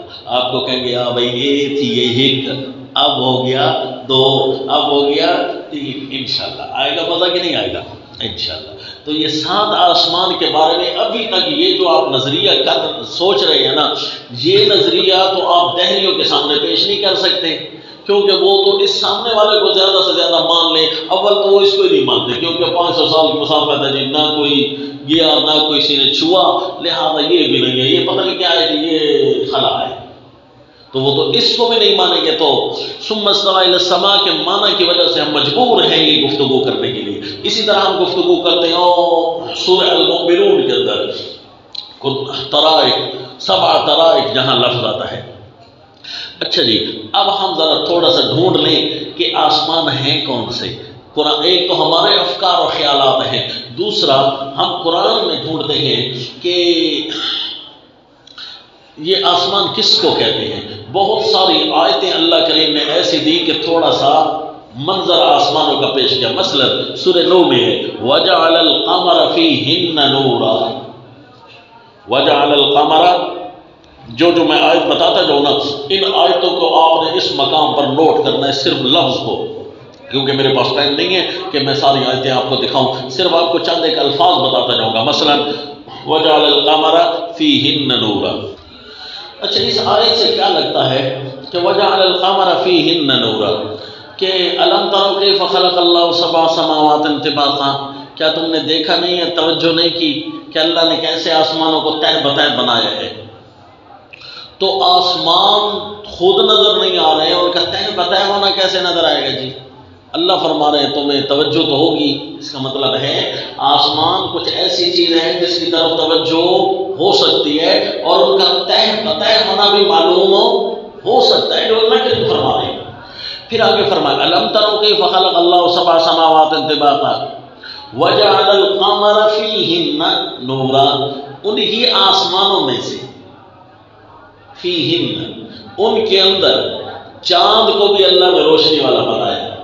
تو بعض لوگوں نے، مفسرین نے، جن کے نظریے میں یہ تھا کہ آسمان اس پوری نیلی چھت کو کہتے ہیں، پھر اس کے اوپر ایک آسمان ہوگا، پھر اس کے، انہوں نے پھر اس مجبوری کے تحت معنی کر دیا وَجَعَلَ الْقَمَرَ تَحْتَهُنَّ نُورًا، کہ اللہ نے 7 آسمانوں کے نیچے چاند کو روشنی والا بنایا۔ وہ تو ہو گئی تعبیر، اور ہم تو کتاب اللہ کے اوپر کھڑے رہنے کو اولا سمجھتے ہیں۔ کیوں جی؟ جب تک حقیقی معنی ہو جائے تو مجازی معنی کی طرف نہیں نہ جاتے۔ وَجَعَلَ الْقَمَرَ فِيهِنَّ نُورًا، اگر آپ کو یہ بتایا جائے کہ آسمان، یہ سورج کو اور چاند کو آسمان کہا گیا ہے، مان لو گے؟ تو اب یہ آپ کو ماننا پڑے گا۔ ہو سکتا ہے، کیا کہہ رہے ہیں جی؟ ہو سکتا ہے، کیونکہ ہے تو متشابہ امور میں سے نا، ہو سکتا ہے کہ یہ چاند آسمان ایک آسمان ہو جی۔ وَجَعَلَ الْقَمَرَ فِيهِنَّ نُورًا، اب آئے تو حل ہو گئے کہ نہیں؟ کہ الم ترو کیف خلق اللہ سبع سماوات طباقا، تم نے دیکھا نہیں ہے کہ اللہ نے آسمانوں کو کیسے تہ بتہ پیدا کیا؟ ان آسمانوں میں سے ایک چیز چاند بھی ہے، وجعل القمر فیہن، ان ساتوں میں سے اور ان میں سے ایک چاند کو بھی بنایا روشنی، تو ایک آسمان ہو گیا چاند۔ اچھا جی، دوسری آیت کیا آ گئی؟ آپ تو حیران بیٹھے ہیں بھئی یہ آسمان کا ہم نے تو نیلی چھت کے اوپر ایک اور بنا رکھی تھی، اگر یہی ہے تو الم ترو کیف خلق اللہ سبع سماوات طباقا والی آیت کیسے حل ہوگی جی؟ اللہ فرماتے توجہ کرو، توجہ تو ہو ہی نہیں سکتی، اور پھر اللہ فرماتے خلق السماوات بغیر عمد ترونہا، اور جی کہ اللہ نے ہم نے آسمانوں کو بنایا بغیر سہاروں کے، بغیر عمد ترونہا، تم ان آسمانوں کو دیکھ بھی رہے ہو۔ ہم آسمانوں کو دیکھ رہے ہیں جی، ہم آسمانوں کو دیکھ تو نہیں سکتے اگر وہی نظریہ ہو کہ ایک چھت ہے پھر اس کے اوپر ایک اور ہے پھر اور ہے جی۔ اگر تو ہو چاند، سورج، ستارے، سیارے، 7 آسمانوں کے نام لکھ دو، اگر میں آپ کو بتا دوں تو پھر آیات ان پر فٹ کرنا۔ نمبر 1، جو چیزیں اوپر سے ہیں، جو چیزیں، سما سے مراد بلندی، 7 بلندیاں، سماوات 7 بلندیاں، جو آپ کو 7 بلندیاں انسانوں کو نظر آ سکتے ہیں، ویسے تو کروڑوں بلندیاں ہیں، جو انسانوں کے لیے ضروری تھی نا وہ 7 ہیں، 7 بلندیاں ہیں۔ اب اس کو آپ آسمان کہیں تب بھی ٹھیک ہے، کافر نہیں بنیں گے آپ، اور اگر آپ ان کو نہ کہیں تب بھی آپ کافر نہیں بنیں گے۔ یہ صرف اور صرف بحث ہے تحقیقی، اگر کوئی اس تحقیقی بحث کو نہیں لینا چاہتا تو وہ خاموش ہو کر بیٹھ جائے گا، وہ کہے گا جی یہ امور متشابہات میں سے ہیں، اللہ کریم نے ہمارے ذمہ ان افلاق کی ترغیب سادہ، لیکن بھائی آیتوں کا تدبر تو اللہ نے ہمارے ذمہ لگایا ہے نا۔ راجع یہی ہے کہ ہمیں آسمانوں کو ڈھونڈنا ہے، 7 آسمانوں کو دیکھنا بھی ہے، ڈھونڈنا بھی ہے، اور ان پر آنا جانا بھی لگا رہتا ہے، کیونکہ قرآن نے ان کو کہا 7 طرائق، وہ 7 چیزیں ایسی ہیں کہ وہ زمین تک آنے کا راستہ بنتی ہیں۔ اس کا مطلب ہے وہ 7 چیزیں ایسی ہیں کہ جن کا زمین پر براہ راست آنا جانا کسی نہ کسی صورت میں لگا رہتا ہے۔ تو وہ 7 چیزوں میں سے ایک چیز تو چاند، کیونکہ چاند کا آنا جانا ہے نا زمین پر، یعنی اس کی روشنی کا، اور دوسرا ہے جی سورج، سورج اور چاند تہ بتہ بھی ہیں جی، اور ان کا آنا جانا بھی لگا رہتا ہے کیونکہ دھوپ زمین پر آتی ہے۔ اچھا جی، ایک اور چیز ہے جو اوپر سے آتی ہے، وہ کیا ہے جی؟ پانی۔ ابھی آپ نے پڑھا وَأَنزَلَ مِنَ السَّمَاءِ مَاءً، اللہ نے بلندی سے پانی نازل کیا، پانی بھی اوپر سے آتا ہے، پانی بھی اوپر سے آتا ہے۔ اچھا جی، ایک اور چیز ہے جی آسمانی بجلی، ایک اور چیز ہے آسمانی بجلی، یہ بھی اوپر سے آتی ہے۔ انسانوں کو جو چیزیں نظر آئی ہیں نا اوپر سے وہ 7 ہیں، اس کے علاوہ 7 کے علاوہ 8ویں چیز انسانوں کو ابھی تک نظر نہیں آ رہی۔ اچھا جی، ایک اور چیز ہے ستارے، اور ایک اور چیز ہے سیارے، کتنے ہو گئے جی؟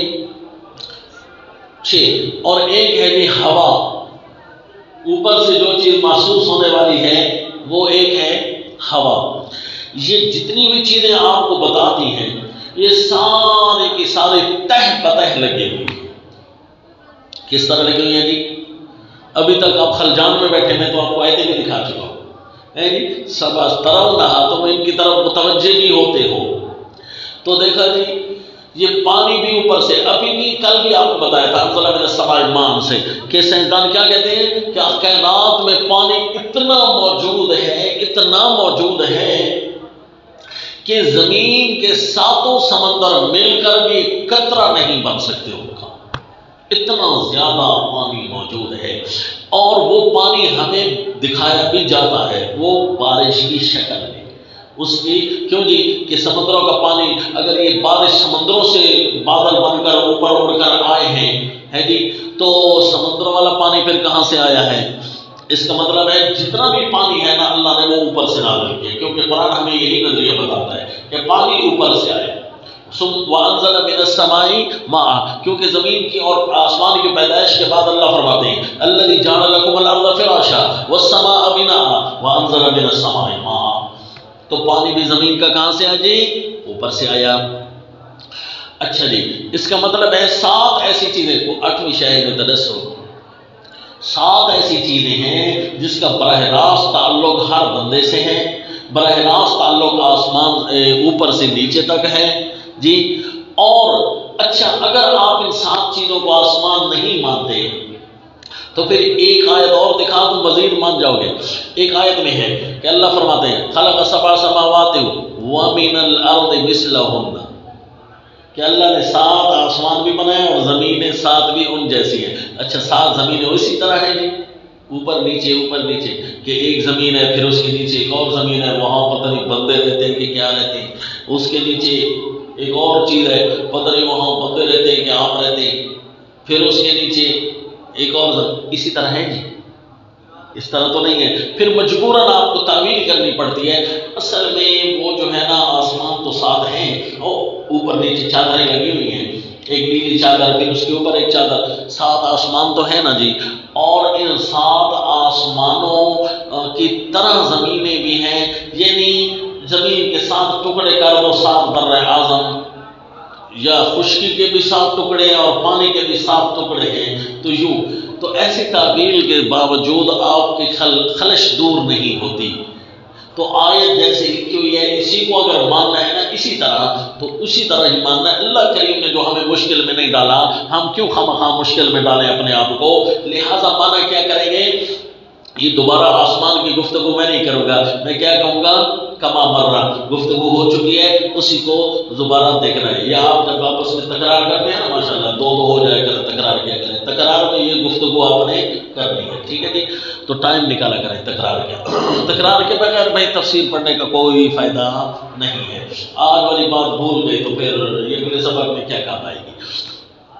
تو دیکھا نا جی، وَمِنَ الْأَرْضِ مِثْلَهُنَّ، اور جو ہم نے مانا کیا سماوات والا، جو آسمان ہمیں نظر آ رہے ہیں، وَجَعَلَ الْقَمَرَ فِيهِنَّ، اللہ فرماتے ہیں ان 7 میں سے ایک چاند بھی ہے، تو یہ والا مانا کیا نا تو زمین کی مثل ہو گئی۔ زمین کے اندر جتنے بھی 7 ٹکڑے ہیں نا، 7 ٹکڑے یہ باقاعدہ آسمانوں کے مشابہ ہیں۔ کئی زمینیں ایسی ہیں جو چٹیل میدان رکھتی ہیں، کئی زمین کے ٹکڑے ایسے سورج کی طرح لاوا میں ابلتا ہے، کہیں پانی کی طرح صرف اور صرف زمین کا خشکی کا ٹکڑا پانی کی طرح ہے، پورے انٹارکٹیکا والا جو بر اعظم ہے نا سارا کا سارا پانی یعنی برف پر مشتمل ہے۔ اور کچھ ایسا ہے جو ہوا، زمین کے ٹکڑے صرف اور صرف ہوا کے لیے بنے، وہاں پر جناب ہوا اتنی تیز ہے کہ آپ کا رہنا بھی وہاں محال ہو جائے۔ زمین کے کئی ایسے ٹکڑے ہیں۔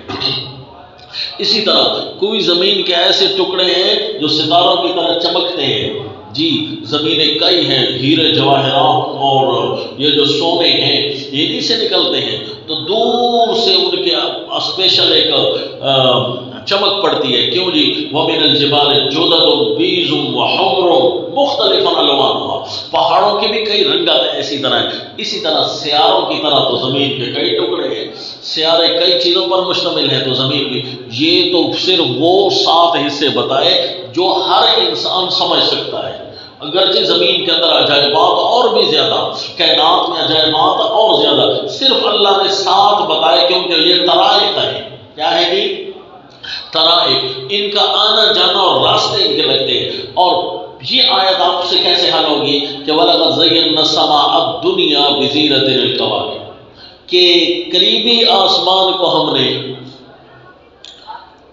بِزِينَةٍ الْكَوَاكِبِ، کواکب کی زینت کے ساتھ مزین کر دیا، جو قریبی آسمان ہے۔ اچھا، سب سے پہلے کون سا آسمان قریب ہے ہمارے لیے؟ چاند پر پہنچنے کے دعوے کرتے ہیں کہ نہیں کرتے؟ پتہ نہیں سچے بھی ہے کہ نہیں۔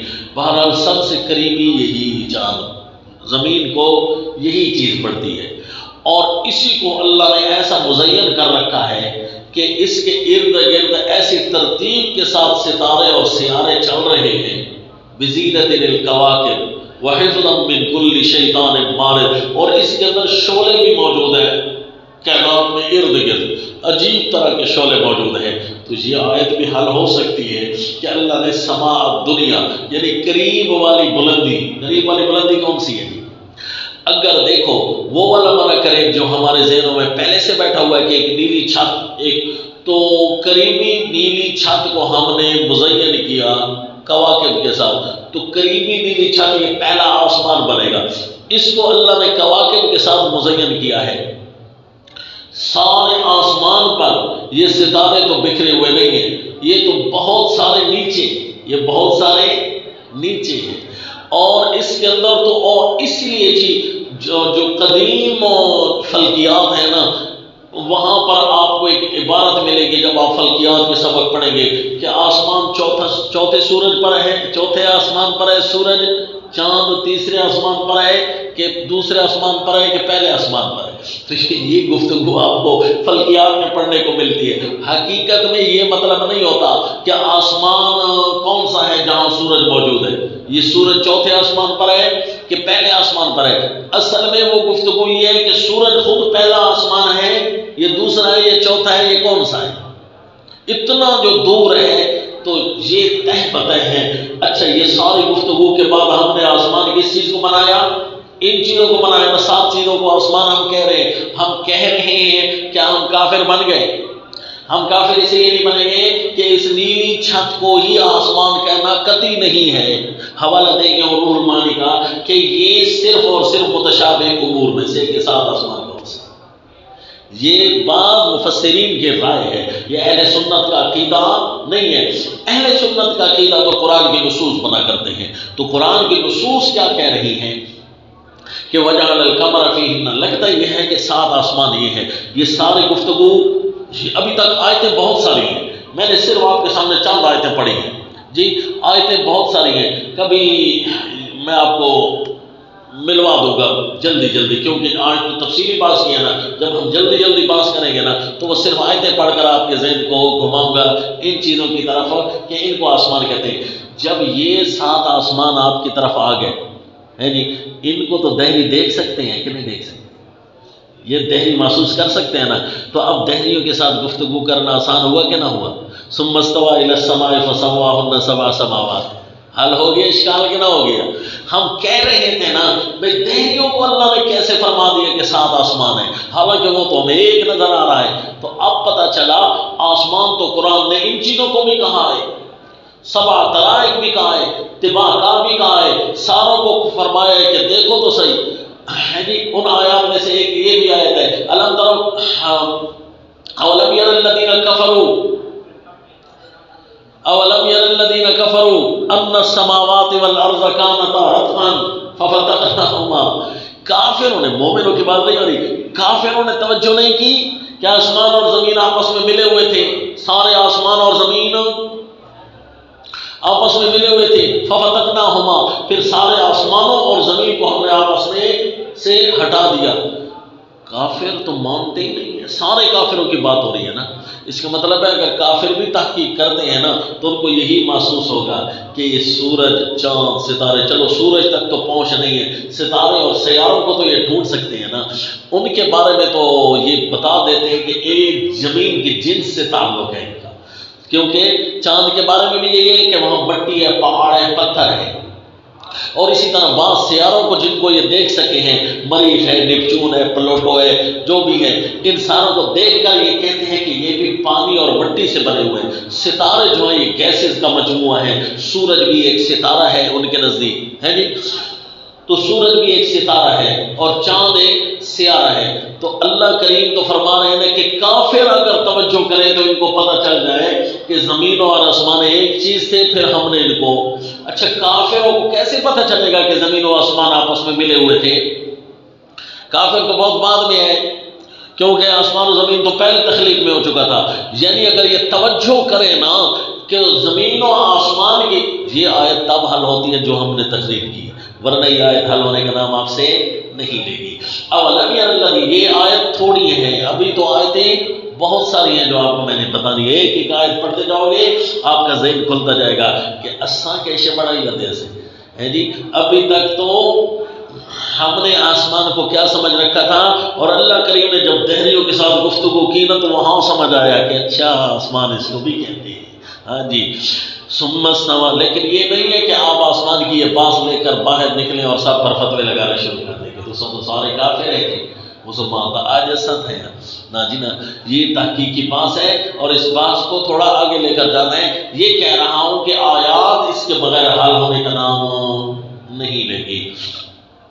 او جی هو الذی خلق لکم ما فی الارض جميعا. اے دہریوں توجہ کی آسمان کی طرف اللہ نے ان کو بنایا ہے 7 آسمان. حالانکہ میں نے بتایا فضا میں صرف 7 چیزیں نہیں ہیں، فضا میں کروڑوں اربوں چیزیں ہیں. یہ سورج تو کوئی شے بھی نہیں ہے، کائنات میں ایسی چیزیں موجود ہیں. اربوں سورج مل کر ایک اتنا بڑا بھی سورج ہے کہ اس سورج کا مقابلہ نہیں کر سکتا.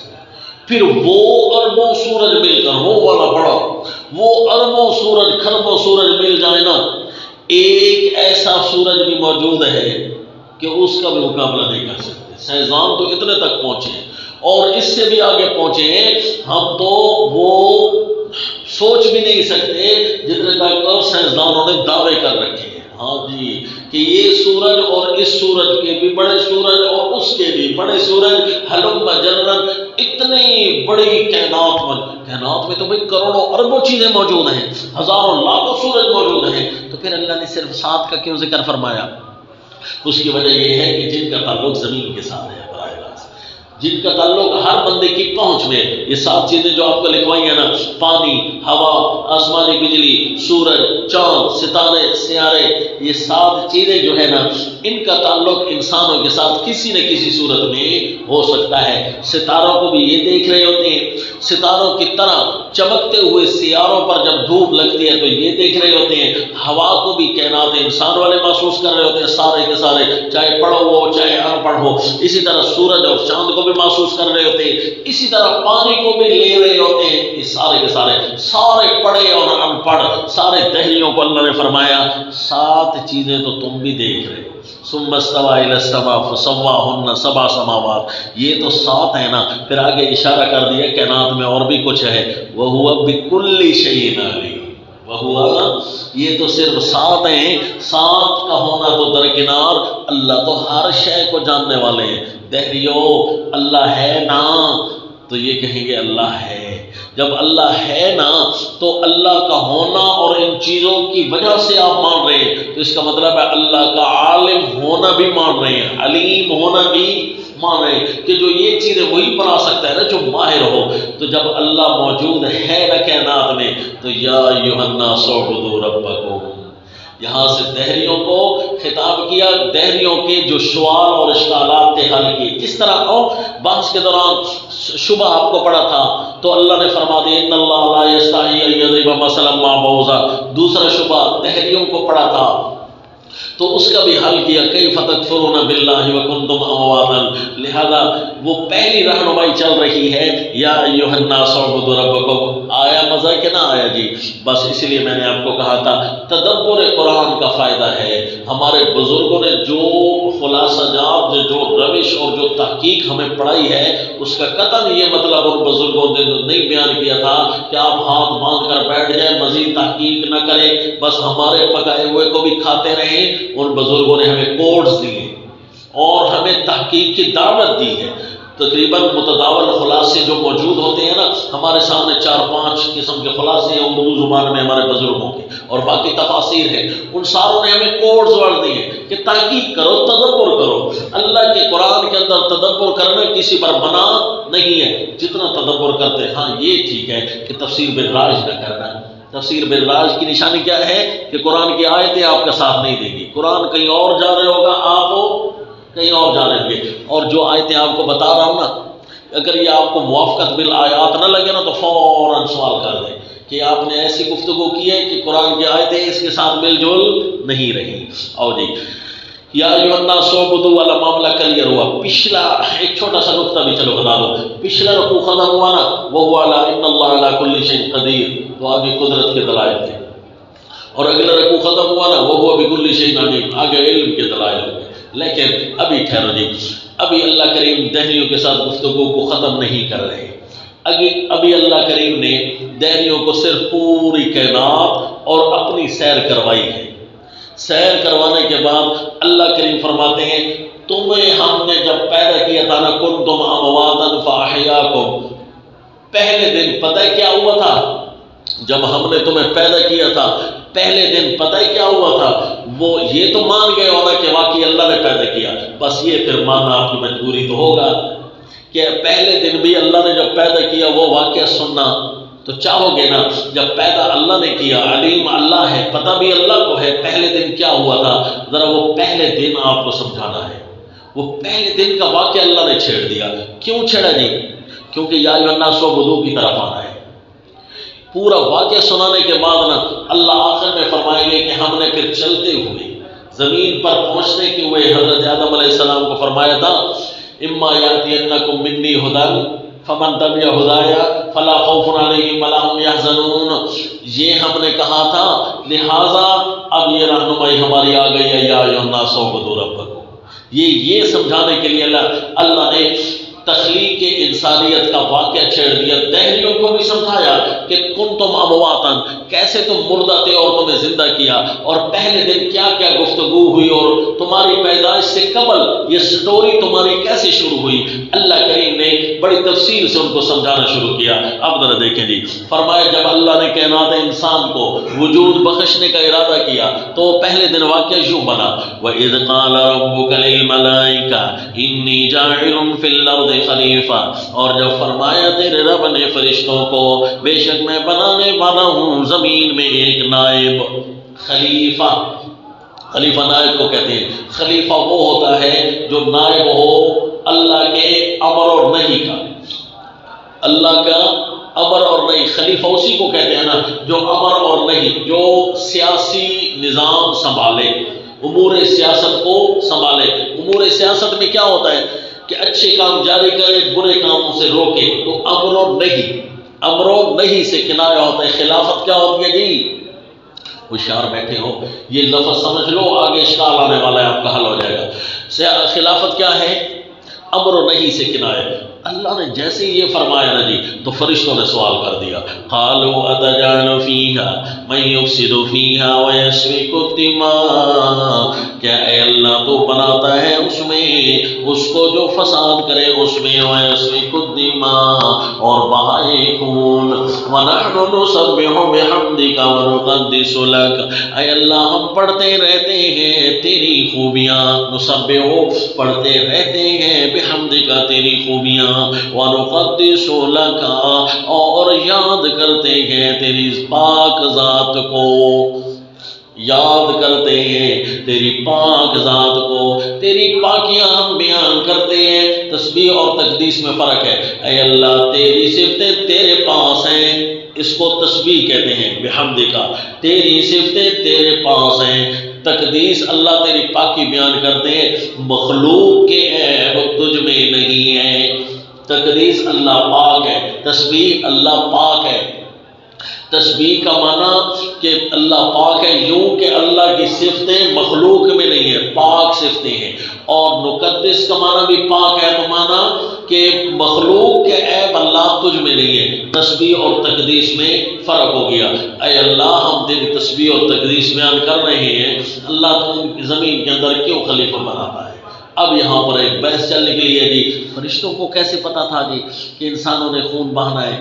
اصل میں پھر جواب دینے کی کوشش یہ کی جاتی ہے کہ اصل میں جی انہوں نے ان کے عناصر اربع کوئی تخلیق ہوتے دیکھا نا، ہوا، پانی، آگ، مٹی، یہ عناصر اربع جی یہ ایسا عنصر ہے کہ اس کے ساتھ جو وجود میں آئے گا نا کافی وہ دھماکے والا ہوگا. تو لہذا اس سے تو فساد ہی فساد نظر آئے گا جی. تو یہ جواب دل کو نہیں لگتا، کیونکہ کسی شے کا کمبینیشن ضروری تو نہیں ہے دھماکہ خیز ہو جی. کسی شے کا آپس میں مرکب یہ ضروری تو نہیں ہے کہ ایسا دھماکہ خیز ہو کہ خون ہی بہایا جائے. تو یہ سوال بھی دل کو نہیں لگتا. کیوں جی؟ کہ پھر یہ سوال ہونا پڑے گا کہ اچھا فرشتوں کو زمین کی خصوصیات کا کیسا علم تھا، پانی، ہوا، یہ ساری چیزیں پھر دلائل سے ثابت کرنے کے لیے پھر خواہ مخواہ دلائل بنانے پڑیں گے جی. تو تو آسان سا جواب آپ کو سمجھا دوں، آسان سا جواب، یہ تفسیر قرطبی وغیرہ اور ان کو بھی دیکھ لیں۔ آسان سا جواب یہ ہے کہ جب اللہ نے لفظ خلافت بولا نا، خلیفہ تو کہتے ہیں امر اور نہیں نافذ کرنے والا، اور امر اور نہیں وہاں آتے ہیں، نہیں کی ضرورت وہاں پڑتی ہے جہاں گناہ ہوتے ہیں۔ گناہ ہوں گے نا تو گناہوں میں تو سب سے بڑے بڑے گناہ بھی موجود ہیں، مثلا ہر قسم کا فساد، یہ بھی گناہ ہے، اور فساد کے انتہا خون بہا دینا ہے، یہ بھی ہے، کیونکہ جتنے جہاں بھی گناہوں سے نہیں آئے گی تو وہاں ظاہر فساد ہوگا تو نہیں آئے گی نا، اور فساد انتہا درجے کا بھی ہو سکتا ہے۔ کون سا؟ وَيَسْفِكُ الدِّمَاء، خون بہانا، یعنی سفک الدماء یہ فساد کا شعبہ تھا، لیکن اس کو الگ کر کے ذکر کیا ہے زیادہ حیرانگی کے لیے کہ اتنا بڑا بھی گناہ، فساد بہت سارے ہوں گے۔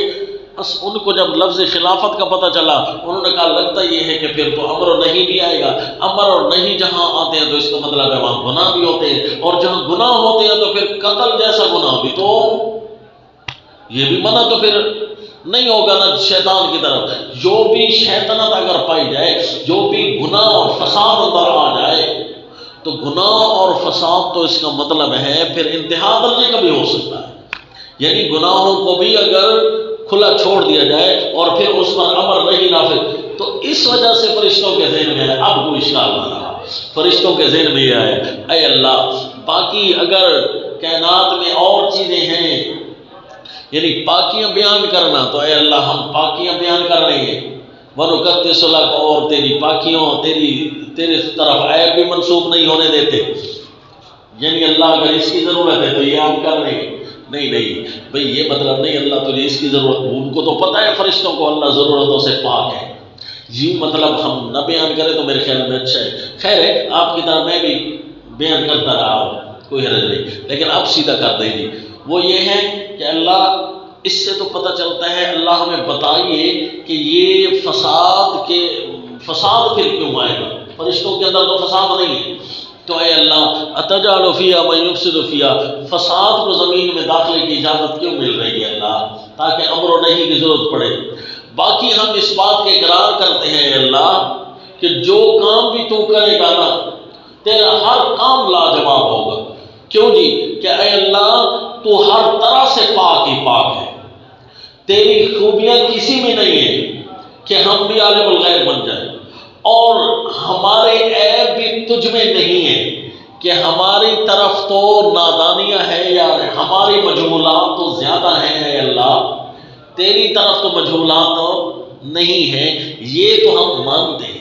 یہ جواب سمجھ آ گیا کہ نہیں؟ نحن نسبح بحمدک ونقدس لک، یوں تفسیر بے شک آپ نہ کریں اے اللہ زمین پر ایسے کو کیوں پیدا کرتا ہے کہ جنہوں نے خون بانا ہے، اگر تسبیح و تقدیس کی ضرورت ہے تو وہ ہم کریں جی، جو نہ کرے بھائی، دیکھو اللہ کو کسی چیز کی ضرورت نہیں ہے۔ اے اللہ ہمیں سوال کا جواب دیجئے کہ زمین پر انسانوں کو کیوں بنا رہا ہے جن انسانوں کے اندر فساد بھی ہوگا، کیونکہ نہیں کی تو ضرورت پڑے گی تو ظاہر فساد نہیں آنا ہے، اور جب فساد ہوگا تو اس کا مطلب یہ ہے کہ انتہا درجے کا بھی فساد ہو سکتا ہے، وہ ہے سفک الدماء۔ اے اللہ باقی جو کام بھی آپ کریں گے ہمیں یہ پتہ ہے کہ وہ کام ایسا ہوگا کہ جو کائنات میں سے کوئی بھی نہیں کر سکتا، کیونکہ اللہ تیری صفتیں تیرے پاس ہیں اور ہماری عیب تجھ میں نہیں ہے، ہمارے مجہولات زیادہ ہیں، اللہ تیرا تو کوئی بھی مجہول، کوئی شے بھی تو اس سے مجہول نہیں ہے، ہر چیز تیری معلوم میں ہے۔ قال انی اعلم، تو اللہ کریم نے حاکمانہ جواب دیا۔ کون سا جواب جی؟ حاکمانہ جواب یہ ہوتا ہے کہ اس میں اللہ ضروری نہیں ہے کہ دلیل دے، وہاں آرڈیننس جاری کیا جاتا ہے، صرف انی اعلم ما لا تعلمون، میں بے شک وہ جانتا ہوں جو تم نہیں جانتے ہو، بس گویا جواب حاکمانہ دے کر اشارہ کر دیا کہ یہ چیز ان چیزوں میں سے ہے جو تم نہیں جانتے ہو، بس میں زمین میں خلیفہ بنانے لگا ہوں، صرف تمہارے علم میں یہ دینا مقصود ہے۔ باقی جو تمہارا سوال ہے نا کہ اللہ کیوں بناتا ہے، اس کا پہلا جواب حاکمانہ دیا اور دوسرا جواب حکیمانہ دیا، لیکن ایک حد تک دیا، پورا جواب نہیں دیا، ایک حد تک جواب دیا، کیوں جی اللہ قادر مطلق ذات ہے، اس سے کوئی پوچھ نہیں سکتا۔ اتنا ضرور سمجھاتا ہے کہ کیا میں نے یہ تو مان لو نا. جب ایک سوال کا جواب تمہیں نہیں آتا اس کا یہ مطلب تو نہیں ہے کہ پھر میرا بھی انکار کر دو. مجھے تو ایک سوال کا جواب جو نہ دوں. اب قرآن میں جو الف لام میم کا معنی اللہ نے نہیں بتایا تو یہ تو نہ کریں گے کہ ہم قرآن کا انکار کر دیں. یہ تو پتہ چل گیا نا قرآن کے براہین سے کہ واقعی یہ منزل من اللہ ہے, یہ منزل من اللہ ہے.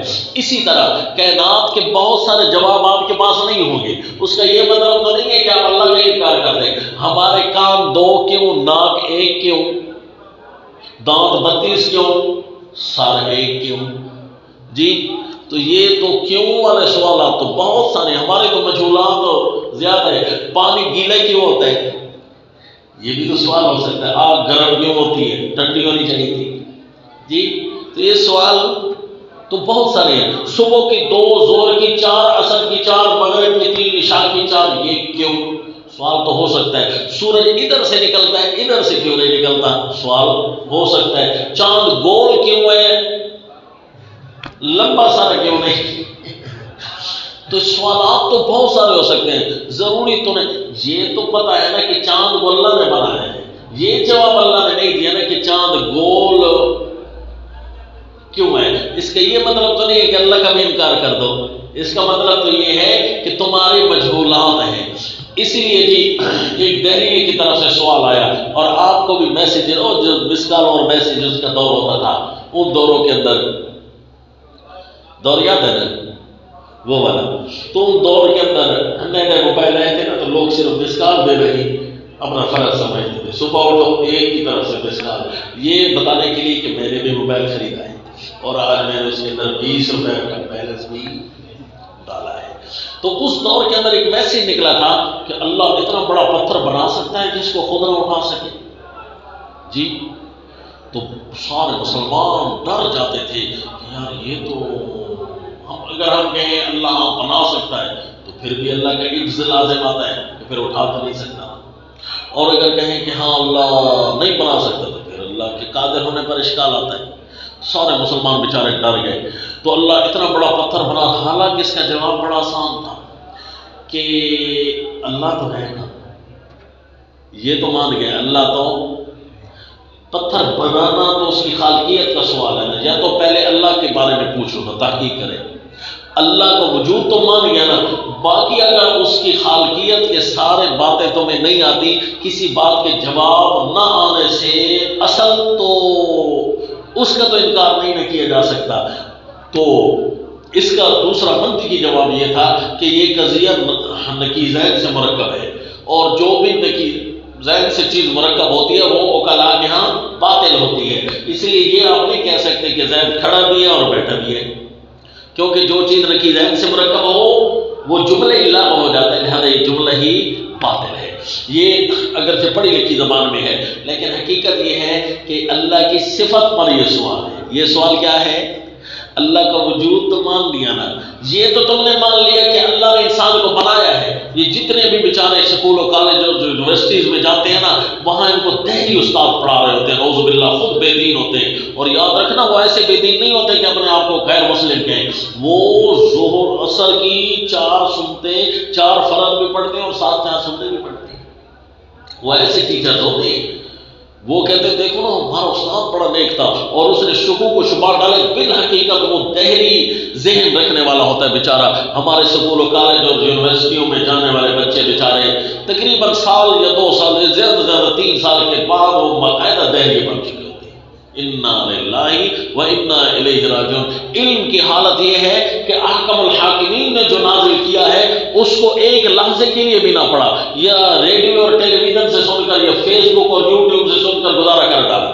اور جو بندوں کی لکھی ہوئی کتابیں ہیں ان کے لیے ہائی کوالیفائڈ ٹیچر رکھتے ہیں اور ایک مضمون کے اندر اسپیشلائزیشن کرنے کے لیے بیچارے 40 سال لگا دیتے ہیں. کتنے سال؟ 40 سال. وہ بھی بندوں کی لکھی ہوئی کتاب. بیچاروں نے دہلی بننا ہے تو اور کیا. ہمارے پاس کئی ایسے اسٹوڈنٹ ہیں جو اسکول و کالجز یونیورسٹیز کی دنیا سے تعلق رکھتے ہیں. تقریباً مہینہ 1.5 وہ غیر مسلم ہوتے ہیں, مہینے 1.5 کے بعد وہ مسلمان ہوتے ہیں. نہیں ان کے اسلام کا پتہ چل رہا ہوتا. جب وہ ہمارے پاس آ جاتے ہیں سمجھاتے رہتے ہیں تو کچھ اسلام ان کا واپس آ جاتا ہے. نمازیں بیچارے پڑھ رہے ہیں محلے کی مسجد میں لیکن ان کا اسلام ڈاوٹ ہو رہا ہے کیونکہ راستہ خود انہوں نے غلط چناؤ کیا ہے. یہ سوال وہ کرتے ہیں ایسے سوال کر کے جواب بالکل ٹچ میں پڑا ہوتا ہے صاف پڑا ہوتا ہے جواب کی طرف توجہ نہیں اور اللہ کی ذات کا انکار کرتا ہے. بھائی انسان کیوں بنا اس کا جواب کسی کے پاس نہیں ہے نا لہذا اللہ کا انکار کر دیا. بھائی یہ تو مانتے ہو نا کہ انسان بنا تو ہے کیوں بنا یہ نہیں پتا نا زیادہ سے زیادہ یہ تو پتا ہے نا بنا ہے تو کسی چیز کا پتہ نہ ہونے سے اس کا انکار تو نہیں کیا جا سکتا. پھر تو ہم کہیں گے کہ اپنے کان دھوئیں ناک ایک ہے یہ کیوں پھر اس کا مطلب ان کو بھی کاٹ ڈالو تب پتہ چلے کہ یہ سارے ناک کٹیں نہیں سمجھا. تو جب اس کا بھی آپ انکار نہیں کرتے ہو اس کو بھی تم مانتے ہو تو پھر وہ چیزیں بھی مان لو جن کے ضوابط کا جواب تمہارے پاس نہیں ہے ان کے اصول کا جواب تو ہے. یہ تو فرشتوں کو بھی پتا تھا کہ اللہ نے انسان کو بنانا ہے یہ پتہ نہیں تھا کہ کیوں بنایا ہے اس لیے پہلے حاکمانہ جواب اور پھر حکیمانہ جواب دینے کا اللہ کریم نے ایک پلان بنایا وہ یہ کہ فرمایا وَعَلَّمَ آدَمَ الْأَسْمَاءَ كُلَّهَا اور سکھلا دیے سیدنا آدم علیہ السلام کو نام سب چیزوں کے جس کو تعلیم آدمیت کے لیے ضروری تھا اللہ نے وہ سکھایا. اچھا اللہ نے ہمیں نہیں بتایا کہ وہ کیا نام تھے وہ وہی نام تھے جو انسانوں کو ضرورت پڑتی ہے ناک ہے یہ کان ہے یہ آنکھ ہے نہیں. جس طرح کہ آپ نیا موبائل لیتے ہیں تو اس کے اندر کوئی ایسے ایپس ڈالتے ہیں تو اس کے فیچر آپ بتاتے ہیں کہ یہ اس کا یہ فیچر ڈالا ہوا ہے اس کا یہ فائدہ ہے اس کا یہ فائدہ ہے اس کا یہ فائدہ ہے. چونکہ چلانے والے کو پتہ ہوتا ہے آپریٹر کو ہی پتہ ہوتا ہے تو یہ فرشتوں کے پاس یہ ساری چیزیں نہیں تھی ان کے پاس بھوک پیاس احساس یہ ساری چیزیں نہیں تھی اور بھی بہت ساری چیزیں سونا جاگنا کس کو کہتے ہیں یہ صرف انسان کے اندر فیچر انسٹال کیا اللہ نے یہ چیزیں اللہ نے انسان کے اندر رکھی تو اس کا جواب انسانوں کو ہی پتہ تھا نا. تو اس لیے اللہ نے سیدنا آدم علیہ السلام کو فطرتی امور سارے سکھا دیے. الاسماء کے اندر سارے وہ نظام فطرت کی چیزیں ہیں جو اللہ نے ان کو سکھائیں. پھر ثم عرضهم على الملائکہ پھر اللہ نے ان ساری چیزوں کو فرشتوں کے سامنے پیش کیا ساری چیزوں کو فرشتوں کے سامنے ہم کہا ہاں نہیں کہا. پہلے علم آدم الاسماء كلها ثم عرضهم ثم عرضها على الملائکہ نے کہا. اس کا مطلب ہے کہ بہت ساری چیزیں اللہ نے سیدنا آدم علیہ السلام کو سکھائیں جن کا تعلق معقولات سے بھی تھا اور غیر معقولات کسی کا کسب سے تھا اور کسی کا بداہت کے ساتھ تھا. یوں سمجھ لو کسی کا کسب کے ساتھ تھا. کسب والی باتیں تو انسان کو معلوم ہوں گی وہ بھی کسب کے بعد معلوم ہوں گی اور کچھ بدیہات کی یعنی معقولات چیزیں تو وہ انسان کو جو بدیہی طور پر چیزیں معلوم تھی نا جن کا تعلق ہو معقولی بداہت معقولیہ کے ساتھ تھا یعنی فی البدی آ سکتی تھی وہ فرشتوں کے سامنے پیش کی کیونکہ ہم ضمیر العقول کے لیے تو اس لیے بدیہی چیزیں جو انسان کے لیے کسب کے بعد حاصل ہوتی تو وہ انسان کو بھی تھوڑی تکلیف دیتی ہے کہ شیطان کے ساتھ سیدنا آدم علیہ السلام کی گفتگو ہوگی اور شیطان کو سمجھنا اور اس کے پینتروں کا جواب دینا یہ سیدنا آدم علیہ السلام کا کسبی علم تھا. ایک جو وہمی علم تھا بدیہی علم وہی اللہ نے فرشتوں کے سامنے پیش کیا کہ یہ انسان کو بغیر کوشش اور محنت کے علم حاصل ہو جاتے ہیں. تم ذرا بتاؤ یہ کیا چیزیں ہیں. ثم عرضهم على الملائكة فقال انبئوني باسماء هؤلاء ان كنتم صادقين. پھر اللہ نے وہ فیچر جو انسان کے اندر انسٹال کیے نا فرشتوں کے سامنے رکھے بتاؤ ان ناموں کے بارے میں ان کنتم صادقین اگر تم سچے ہو اپنے قول میں کہ انسان فساد کرے گا. ان کا قول کون سا تھا اتجعل فیہا نسبح بحمدک ونقدس لک میں تو یہ سچے ہیں اور ان کے ذہن میں جو خدشہ تھا کہ اللہ یہ تو فساد کرے گا. اگر تم سچے ہو تو ذرا بتاؤ ان ناموں کے بارے میں. کیا مطلب جی اگر فرشتے کو یہ پتہ نہیں چل رہا بھئی یہ بھوک ہے یہ پیاس اس کو کہتے ہیں پانی اس کو کہتے ہیں ناک اس کو کہتے ہیں آنکھ اس کو کہتے ہیں تو یہ چیز پتہ نہ ہو تو کم از کم وہ تو پتہ تھی نا. تو اس کا رد کیسے کیا جا رہا ہے کہ اتجعل فیہا من یفسد فیہا؟ جی تو اللہ کریم نے جواب حکیمانہ انداز میں دینے کے لیے صرف ایک صورت دکھائی کہ انسانی فیچرز کے بارے میں تمہیں پورا علم نہیں ہے. جن کے اندر فساد ہوگا نا انہی کے اندر اصلاح بھی ہوگا. جہاں تم کہہ رہے ہو نا کہ فساد ہی فساد ہوگا وہاں اصلاح بھی ہوگی. خود قاتل رک بھی سکے گا قتل سے، خود زانی زنا سے رک بھی سکے گا. جو بھی ایسا ہوگا جس کے اندر گناہ کی قوت موجود ہوگی بین ہی اسی وقت اس کے بعد اصلاح کی قوت بھی موجود ہوگی. یہ جنوانے کے لیے اللہ کریم نے فرمایا کہ تمہیں انسانی فیچرز کا علم نہیں ہے، تمہیں انسان کے اندر داخل ہونے والی ساری خصوصیات کا علم نہیں ہے. یہ صرف جواب حکیمانہ اور ایسا دیا کہ جس سے صرف ان کو ٹچ کروایا، پورا جواب نہیں دیا کیونکہ ان کے سمجھ میں آنے والا نہیں تھا. لاکھ ان کو سمجھاتے رہو، شادی اس کو کہتے ہیں، فرشتوں کو کیا پتہ چلتا نہیں ہے جی. لاکھ ان کو کہتے رہو جی سبزی کھانے سے یوں ہوگا، دال کھانے سے یوں ہوگا، کھانے سے یوں ہوگا، ان کو نہیں سمجھ آنے والی تھی. لہذا اللہ کریم تو قادر مطلق ہے نا، ایسوں کو جواب سکھا دیا کہ جو ان فیچر سے واقف ہی نہیں تھے.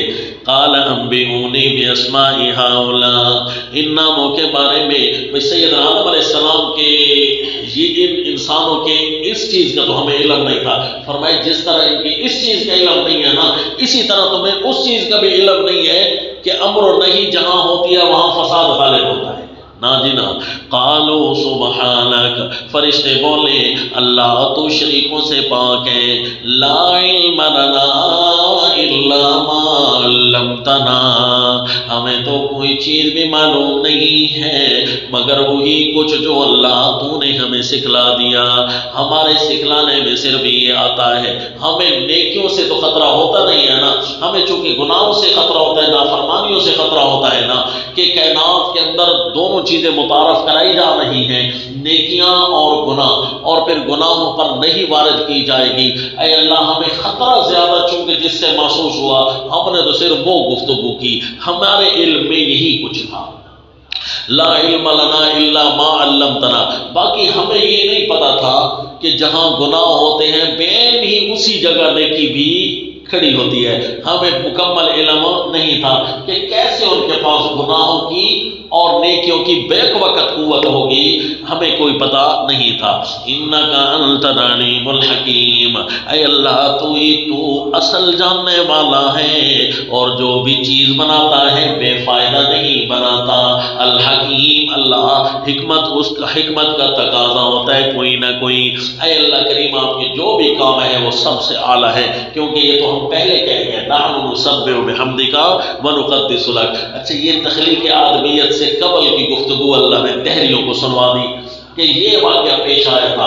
یہی بین سوال دہریوں کو بھی پیش آتے ہیں کہ اللہ نے پھر انسان کو کیوں بنایا، اللہ نے انسان کو کیوں بنایا. سوال آپ پر بھی کرتا ہوں، ذرا توجہ کرنا. یہ عموماً میں سوال نہیں کرتا تھا پہلے اپنے علم کلام کے خصوصاً کلاسز کے اندر، یہ سوال نہیں کرتے تھے کہ لڑکے کو ذرا ہو جائے، لیکن اب ذرا جواب دینے کا ذرا سہولت والا طریقہ موجود ہے تو اس لیے سوال کرتا ہوں. یہ دیکھو جی دہری سوال کرتے ہیں کہ اللہ کو پتہ تھا نا کہ کائنات جب بنے گی تو کوئی جنتی ہوگا اور کوئی جہنمی ہوگا، یہ تو پتہ تھا نا، تو پھر بہت ساروں نے جہنم میں بھی جانا، یہ تو پتہ تھا نا اللہ کو، تو پھر اللہ بناتے ہی نہ، انسان بناتے ہی نہ. چلو جو جنت میں جائے تو وہ تو فائدہ نہیں ہے، اور جو جہنم میں گئے وہ نقصان میں گئے، تو اللہ نے بنائی کیوں جی. الملل والنحل علامہ شہرستانی نے لکھا، اس کے اندر نا ایک غیر مشہور اسرائیلی روایت کا واقعہ لکھا ہے کہ اسی طرح سوال ابلیس نے فرشتوں سے کیا تھا کہ اللہ کو پتہ تھا نا کہ میں نے شیطان بننا ہے، کہاں پتہ تھا، تو پھر اللہ نے مجھے کیوں بنایا، تو اللہ نہ بناتا نا،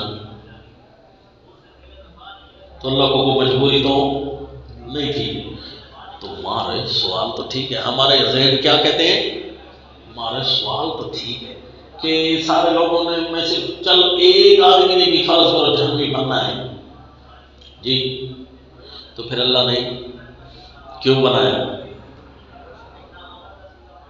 آپ حیران ہو رہے ہیں؟ جواب ٹچ میں پڑا ہوا ہے، بہت آسان ہے، ابھی آپ کو بتا کر گیا ہوں جواب۔ جی بھائی اس کا مطلب یہ ہے کہ اللہ نے کائنات انسانی کیوں بنائی ہے؟ پتہ ہونے کے باوجود کہ جہنم میں جانا ہے۔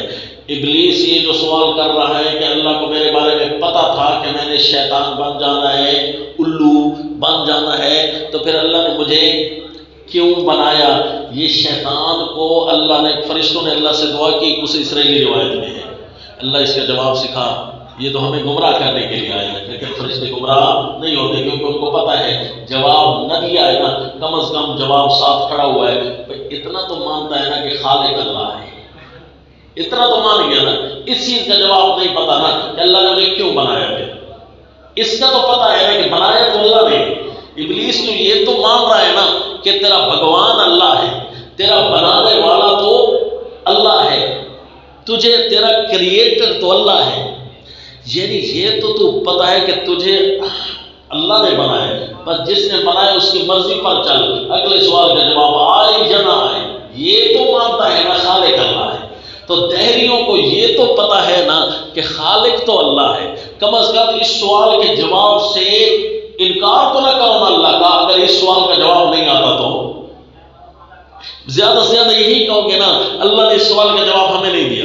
دیتا ہوں بھائی جواب دیتا ہوں تھوڑے سے، لیکن زیادہ سے زیادہ یہی ہے نا کہ اللہ نے ہمیں اس سوال کا جواب نہیں دیا کہ بہت ساروں میں سے چلو کچھ نے جہنم میں جانا تھا تو اللہ نے پھر ہمیں کیوں بنایا؟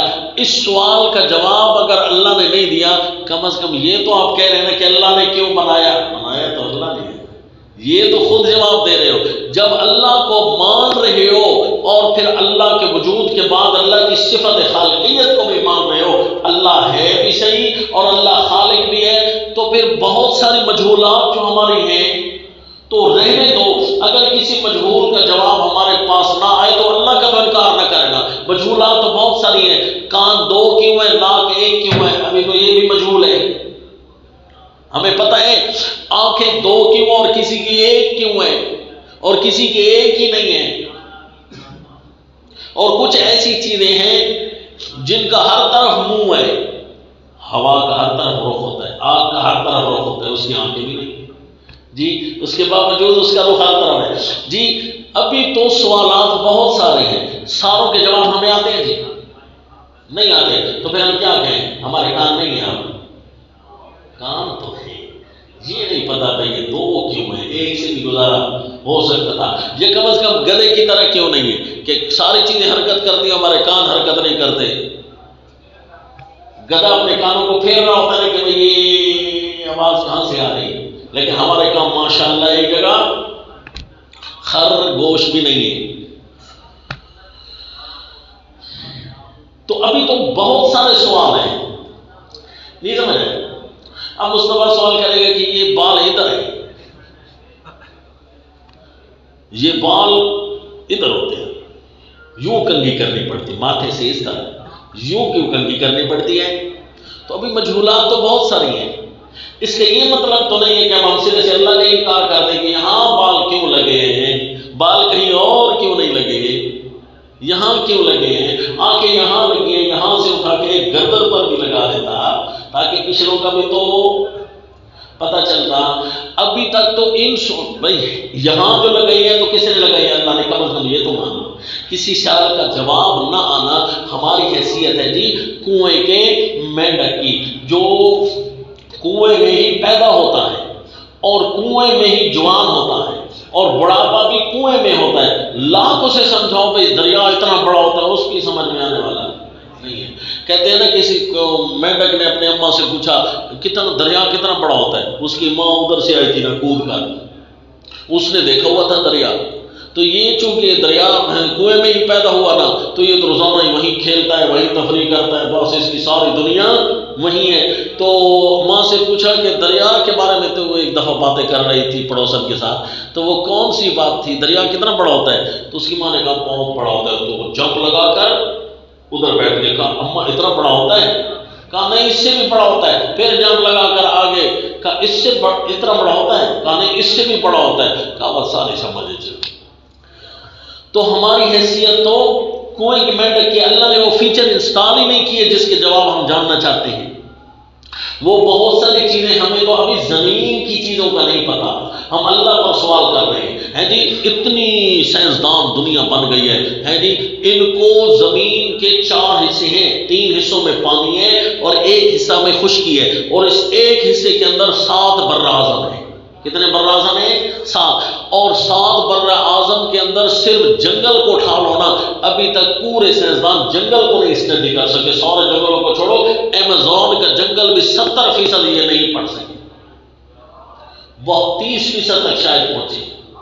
اسی لیے انہوں نے اپنے اس دجالی کاروبار کا نام بھی ایمیزون رکھا ہوا ہے، کہ اس کی حقیقت تک آپ پہنچ ہی نہیں سکو گے، لہذا آپ باشا جایا کریں دجالی کمپیوٹر کی ارننگ سے، سمجھا جی اس کا نام۔ اچھا جی، زمین اس جنگل کو بھی پورا اسٹڈی نہیں کر سکے جی، اور اس خشکی جو ربع مسکون جس کو کہتے ہیں، 4تھا حصہ رہنے والا، اس کے بھی پورے سوال دریافت نہیں کر سکے۔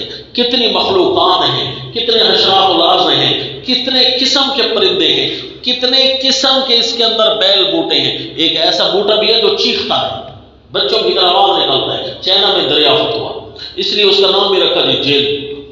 کیا نام رکھا جی؟ پہلے تو کہا یہ جن کی آواز ہے، یہ جن کی آواز ہے جی۔ یہ حیات الحیوان نامی کتاب میں بھی لکھا ہوا تھا۔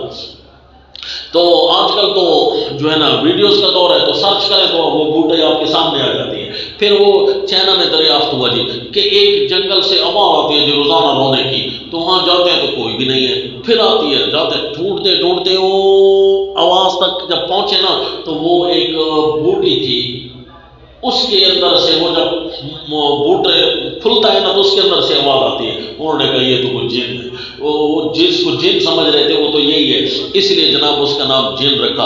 اور جب اس کو کھایا نا تو وہ جنوں جیسے بندے کے اندر طاقت آ جاتی، یعنی بڑا اس کے اندر قوت بھاگ کے لیے بھی وہ ہے، طاقت کے لیے وہ دی جاتی ہے۔ تو اس لیے جناب انہوں نے نام اس کا جن سنگھ رکھ دیا۔ کیا جی؟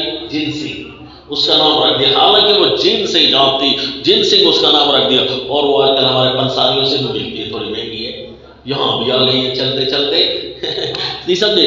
اور وہ انہوں نے اپنے وہ جو کیا کہتے ہیں گملوں کے اندر بھی اچھے ان کی جو ہے نا پرورش فارمنگ کر رکھی ہے۔ اچھا وہ بوٹی کو اٹھاتے ہیں نا تو اس کے اندر چیخ کی آواز نکلتی ہے، اور اس کی ویڈیوز عام ہے آج کل، تو چائنا ہمارے قریب آ رہا ہے۔ تو ابھی تک تو ان بوٹیوں کی پوری دریافت نہیں ہوئی، ہاں جی، حشرات الارض کی نہیں ہوئی۔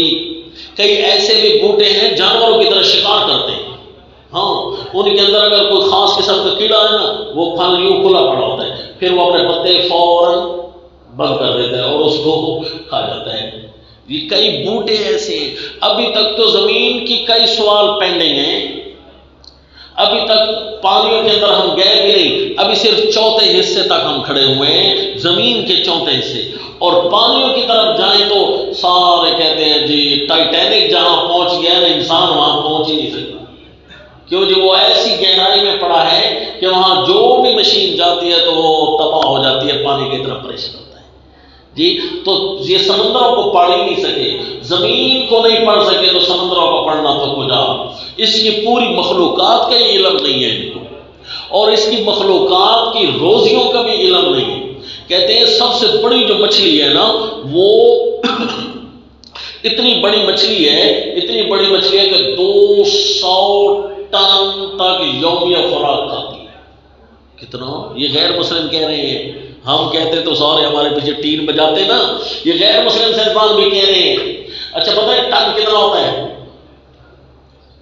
ٹن 28 من کا، مختلف مارکیٹنگ چل رہی ہے۔ 28 من کا 1 ٹن، یہ 40 من کا 1 ٹن، یا 200 من کا 1 ٹن، جو بھی بناؤ مختلف مارکیٹنگ چل رہی ہے۔ چلو 28 والا مان لیتے ہیں۔ 1 ٹن کتنا ہے جی؟ موجودہ پاکستانی مارکیٹ کی گنوں والی مارکیٹ کے اندر چلو مان لو بھائی 30 کلو کا 1 ٹن ہوتا ہے، 30 من کا 1 ٹن ہوتا ہے۔ تو 30 من کا 1 ٹن تو یہ کتنے 100 من آ جاتے ہیں بڑے فیڈ ٹریکٹر پر، اور بڑے ٹریکٹر 200 من، یوں سمجھیو کہ زیادہ 8 ٹن اٹھا لیتا ہے، 8 ٹن بڑا ٹریکٹر اٹھا رہا ہے، 200 من، جی اتنا بڑا ٹریکٹر اٹھا رہا ہے، اور 200 ٹن کتنے ٹریکٹر بن جائیں گے؟ ذرا بتاؤ، ادھر سے لائن شروع ہوگی. تو یہ ایک مچھلی کی یومیہ خوراک ہے. اچھا، اگلی مزے کی بات انہوں نے بتائی کہ یہ خوراک پانیوں میں نظر بھی نہیں آتی. ہاں جی، کیوں جی؟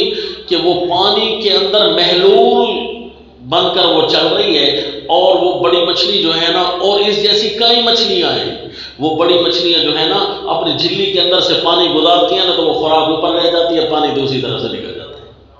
تو یوں وہ روزانہ 200 ٹن خوراک کھاتی ہے. ہاں جی، اور وہ کہتے لگے کہ ابھی تو ہم نے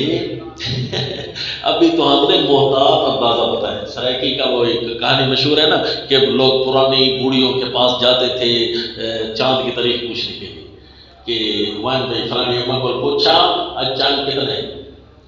تو وہ جو بوڑھیاں ہوتی تھی نا بیچاری، تو زیادہ پڑھی لکھی تو وہ بھی نہیں ہوتی تھی، تو اس کے گھر میں ایک بکری تھی، تو روزانہ 9 چاند چڑھ کے نا پہل گیا ہے بھائی یہ 9 چاند، وہ پہلی ایک مینگنی لوٹے کے اندر ڈال دیتی تھی، دوسرے دن پھر دوسری مینگنی ڈال دیتی تھی.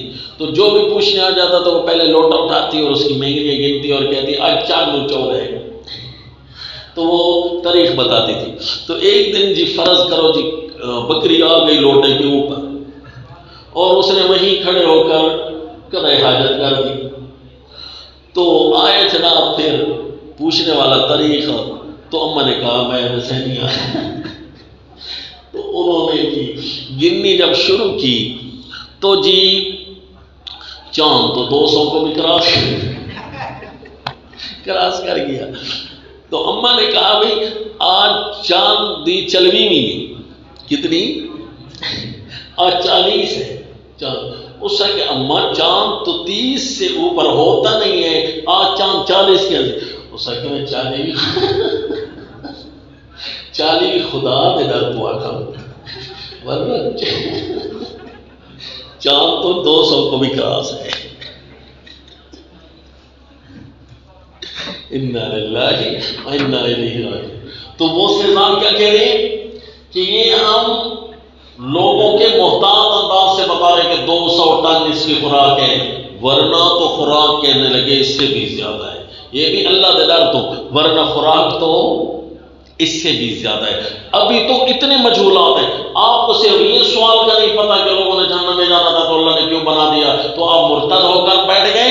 ابھی تک تو سوالات بہت سارے ہیں، پینڈنگ ہیں. اچھا، اس سوال کا بھی جواب ہم دے رہے بھئی یہ سوال تب کرنا جب تو جہنم میں جائیں. تو یہ سوال تب کرنا جب اللہ نے کہا ہے نا کہ میں نے کافروں کو جہنم میں ڈالنا ہے، تو کیا اللہ اپنے امر سے مجبور ہو گیا ہے؟ یہ علمی لوگوں کو پتا ہے کہ اللہ کا ہر قضیہ موجہ ہوتا ہے، کیونکہ اللہ نے اپنے ہر فیصلے کے ساتھ فرمایا فعال لما یرید، میں جو چاہوں پھر کروں. اللہ نے فرمایا کہ کافروں کو جہنم میں ڈالو، اللہ پر واجب تو نہیں نہ ہو گیا. اللہ اگر چاہے کافروں کو اسی طرح ختم کر کے اڑا دے تو پھر تمہارا سوال تو رفع چکر ہو گیا کہ نہ ہو گیا. اور اشارہ بھی کیا خالدین فیہا ما دامت السماوات والارض، ہمیشہ کا جہنم میں ہمیشہ رہیں گے، ہمیشہ رہیں گے، ہمیشہ رہیں گے. اور ایک جگہ فرمائے ما دامت السماوات والارض، جب تک آسمان و زمین رہے. تو اب اللہ کو پتا ہے کہ جہنم کتنی رہنی ہے، کیسے ہوگی، کب رہنا ہے، کسی نے داخل ہونا ہے نہیں ہونا. اللہ پر کوئی چیز واجب ہو نہیں ہے، یہ جب ہو نا کوئی چیز تو اس وقت سوال کرنا. جواب آ گیا کہ نہیں ہو گیا؟ کلیئر ہو گیا. لہذا اللہ تو ہے نا، جس طرح اللہ نے فرشتوں کو جواب دیا صرف ٹچ کے انداز سے، اسی طرح کائنات ساری کو بھی جواب مل گیا. اور جی قال یا آدم انبئہم باسمائہم، یہ 2 گفتگویں آج میں نے بہت لمبی کر دی تھی، لہذا میں اشارہ کر کے بتاتا رہوں گا کہ یہ بات ہو چکی ہے. آپ نے دوبارہ اسی جگہ پر آنا ہے، ایک تو تکرار بھی کریں اور دوسرا پھر اس کو سن بھی سکتے ہیں. قال یا آدم انبئہم باسمائہم، فرمائے اے آدم بتائیے ان کو ان کے نام. فلما انبأہم باسمائہم، جب ان فرشتوں کو نام بتائے ان بدیہی امور کے. بدیہی امور کیوں منع کر رہے ہیں؟ کیونکہ ضمیر ذویل العقول کے لیے ہے، اور ذویل العقول وہ یعنی ہر عاقل کے لیے عقل میں ودیت کے طور پر رکھی ہوتی ہیں، فوراً جن کو پتہ چل جاتا ہے۔ قال الم اقل لکم، فرمایا کیا میں نے تمہیں نہیں کہا تھا انی اعلم غیب السماوات والارض، یہ تو تھوڑی چیز ہے، میں تو اس سے بھی بڑی چیزیں جانتا ہوں جو آسمان و زمین کی چھپی ہوئی چیزیں ہیں۔ اس لیے آسمان جمع ہے اور زمین مفرد ہے، ساتھ زمینیں نہیں ہیں، یاد رکھنا۔ وَأَعْلَمُ مَا تُبْدُونَ وَمَا كُنْتُمْ تَكْتُمُونَ، اور میں جانتا ہوں وہ چیزیں جو تم ظاہر کرتے ہو اور جو تم چھپاتے ہو۔ یعنی تمہاری اپنی بھی کچھ ایسی چیزیں ہیں، یہ تو کائنات کی باتیں ہیں نا، کچھ ایسی بھی چیزیں ہیں جو تمہارے سامنے ظاہر ہیں اور جو تمہارے سامنے چھپی ہوئی ہیں۔ ما تبدون وما کنتم تکتمون، اور جو تم چھپاتے ہو، یعنی دوسروں کے سے تم چھپا لیتے ہو۔ ہر فرشتے کو کم از کم یہ پتا ہے کہ میں نے یہ تشبیہ کی ہے، دوسرے فرشتے کو وہ ضرور نہیں ہے کہ جنوائے۔ تو اللہ ظاہر کو بھی جانتا ہے اور ان کے چھپے۔ میں تو تمہاری بھی جوابیں جانتا ہوں۔ ابھی تو تمہارے سوال بھی پینڈنگ ہوں گے کہ اللہ نے فرشتوں کو کیوں بنایا، بغیر فرشتوں کو بھی اللہ کا عرش اٹھ سکتا تھا۔ ابھی تک تو یہ سوال میں بقا ہے، میں تو بہت کچھ جانتا ہوں، لہذا ہر سوال کا جواب دینا ضروری نہیں ہے، صرف اور صرف اللہ کی خالقیت کو مان لینا ہے۔ ابلیس کو بھی جواب مل گیا، ابلیس تو آیا تھا خراب کرنے کے لیے۔ اچھا تجھے یہ تو پتہ ہے نا، تجھے یہ تو پتہ ہے نا کہ خالق اللہ ہے، ہاں پھر اللہ کی مانتا کیوں نہیں ہے جو تیرا خالق ہے؟ اور یہ تو تجھے پتہ ہے نا کہ اللہ مجبور نہیں ہوتا کسی سے، اللہ اپنی مرضی چلانے والا ہے۔ کہاں جی یہ بھی پتہ ہے کہ اللہ اپنی مرضی چلانے والا ہے۔ جب میں مرضی چلا سکتا ہوں تو پھر میں سوال کا جواب دوں میری مرضی، نہ دوں میری مرضی، یہ بھی کر سکتا ہوں نا۔ کہاں ہاں کر سکتا ہے، تو پھر اللہ کی نافرمانی تو نے کیوں کی؟ تو بازی شیطان کو جواب آیا تھا سوال کرنے، جواب دینا پڑ گیا، پھر بھاگ گیا۔ جواب دینے کا تو یہی طریقہ تھا کہ مان لیتا اب اللہ کریم کو، تو یہ بھاگ گیا۔ تو اللہ کریم نے فرمایا کہ تمہاری اے کائنات انسانیت، دہریوں کو کتنے سادہ انداز میں اللہ کریم نے سمجھایا ہے جی، ساری گفتگو آپ نے نوٹ کی دہریوں کو کہ دیکھو تمہاری تخلیق سے پہلے جو واقعہ ہوا تھا وہ یہ واقعہ ہو رہا تھا، اور فرشتوں کے ساتھ گفتگو کے بعد کم از کم یہ اثر تو تم لے سکتے ہو نا کہ فرشتوں کے ساتھ گفتگو بھی یہی کہہ رہی تھی کہ رب اللہ ہے۔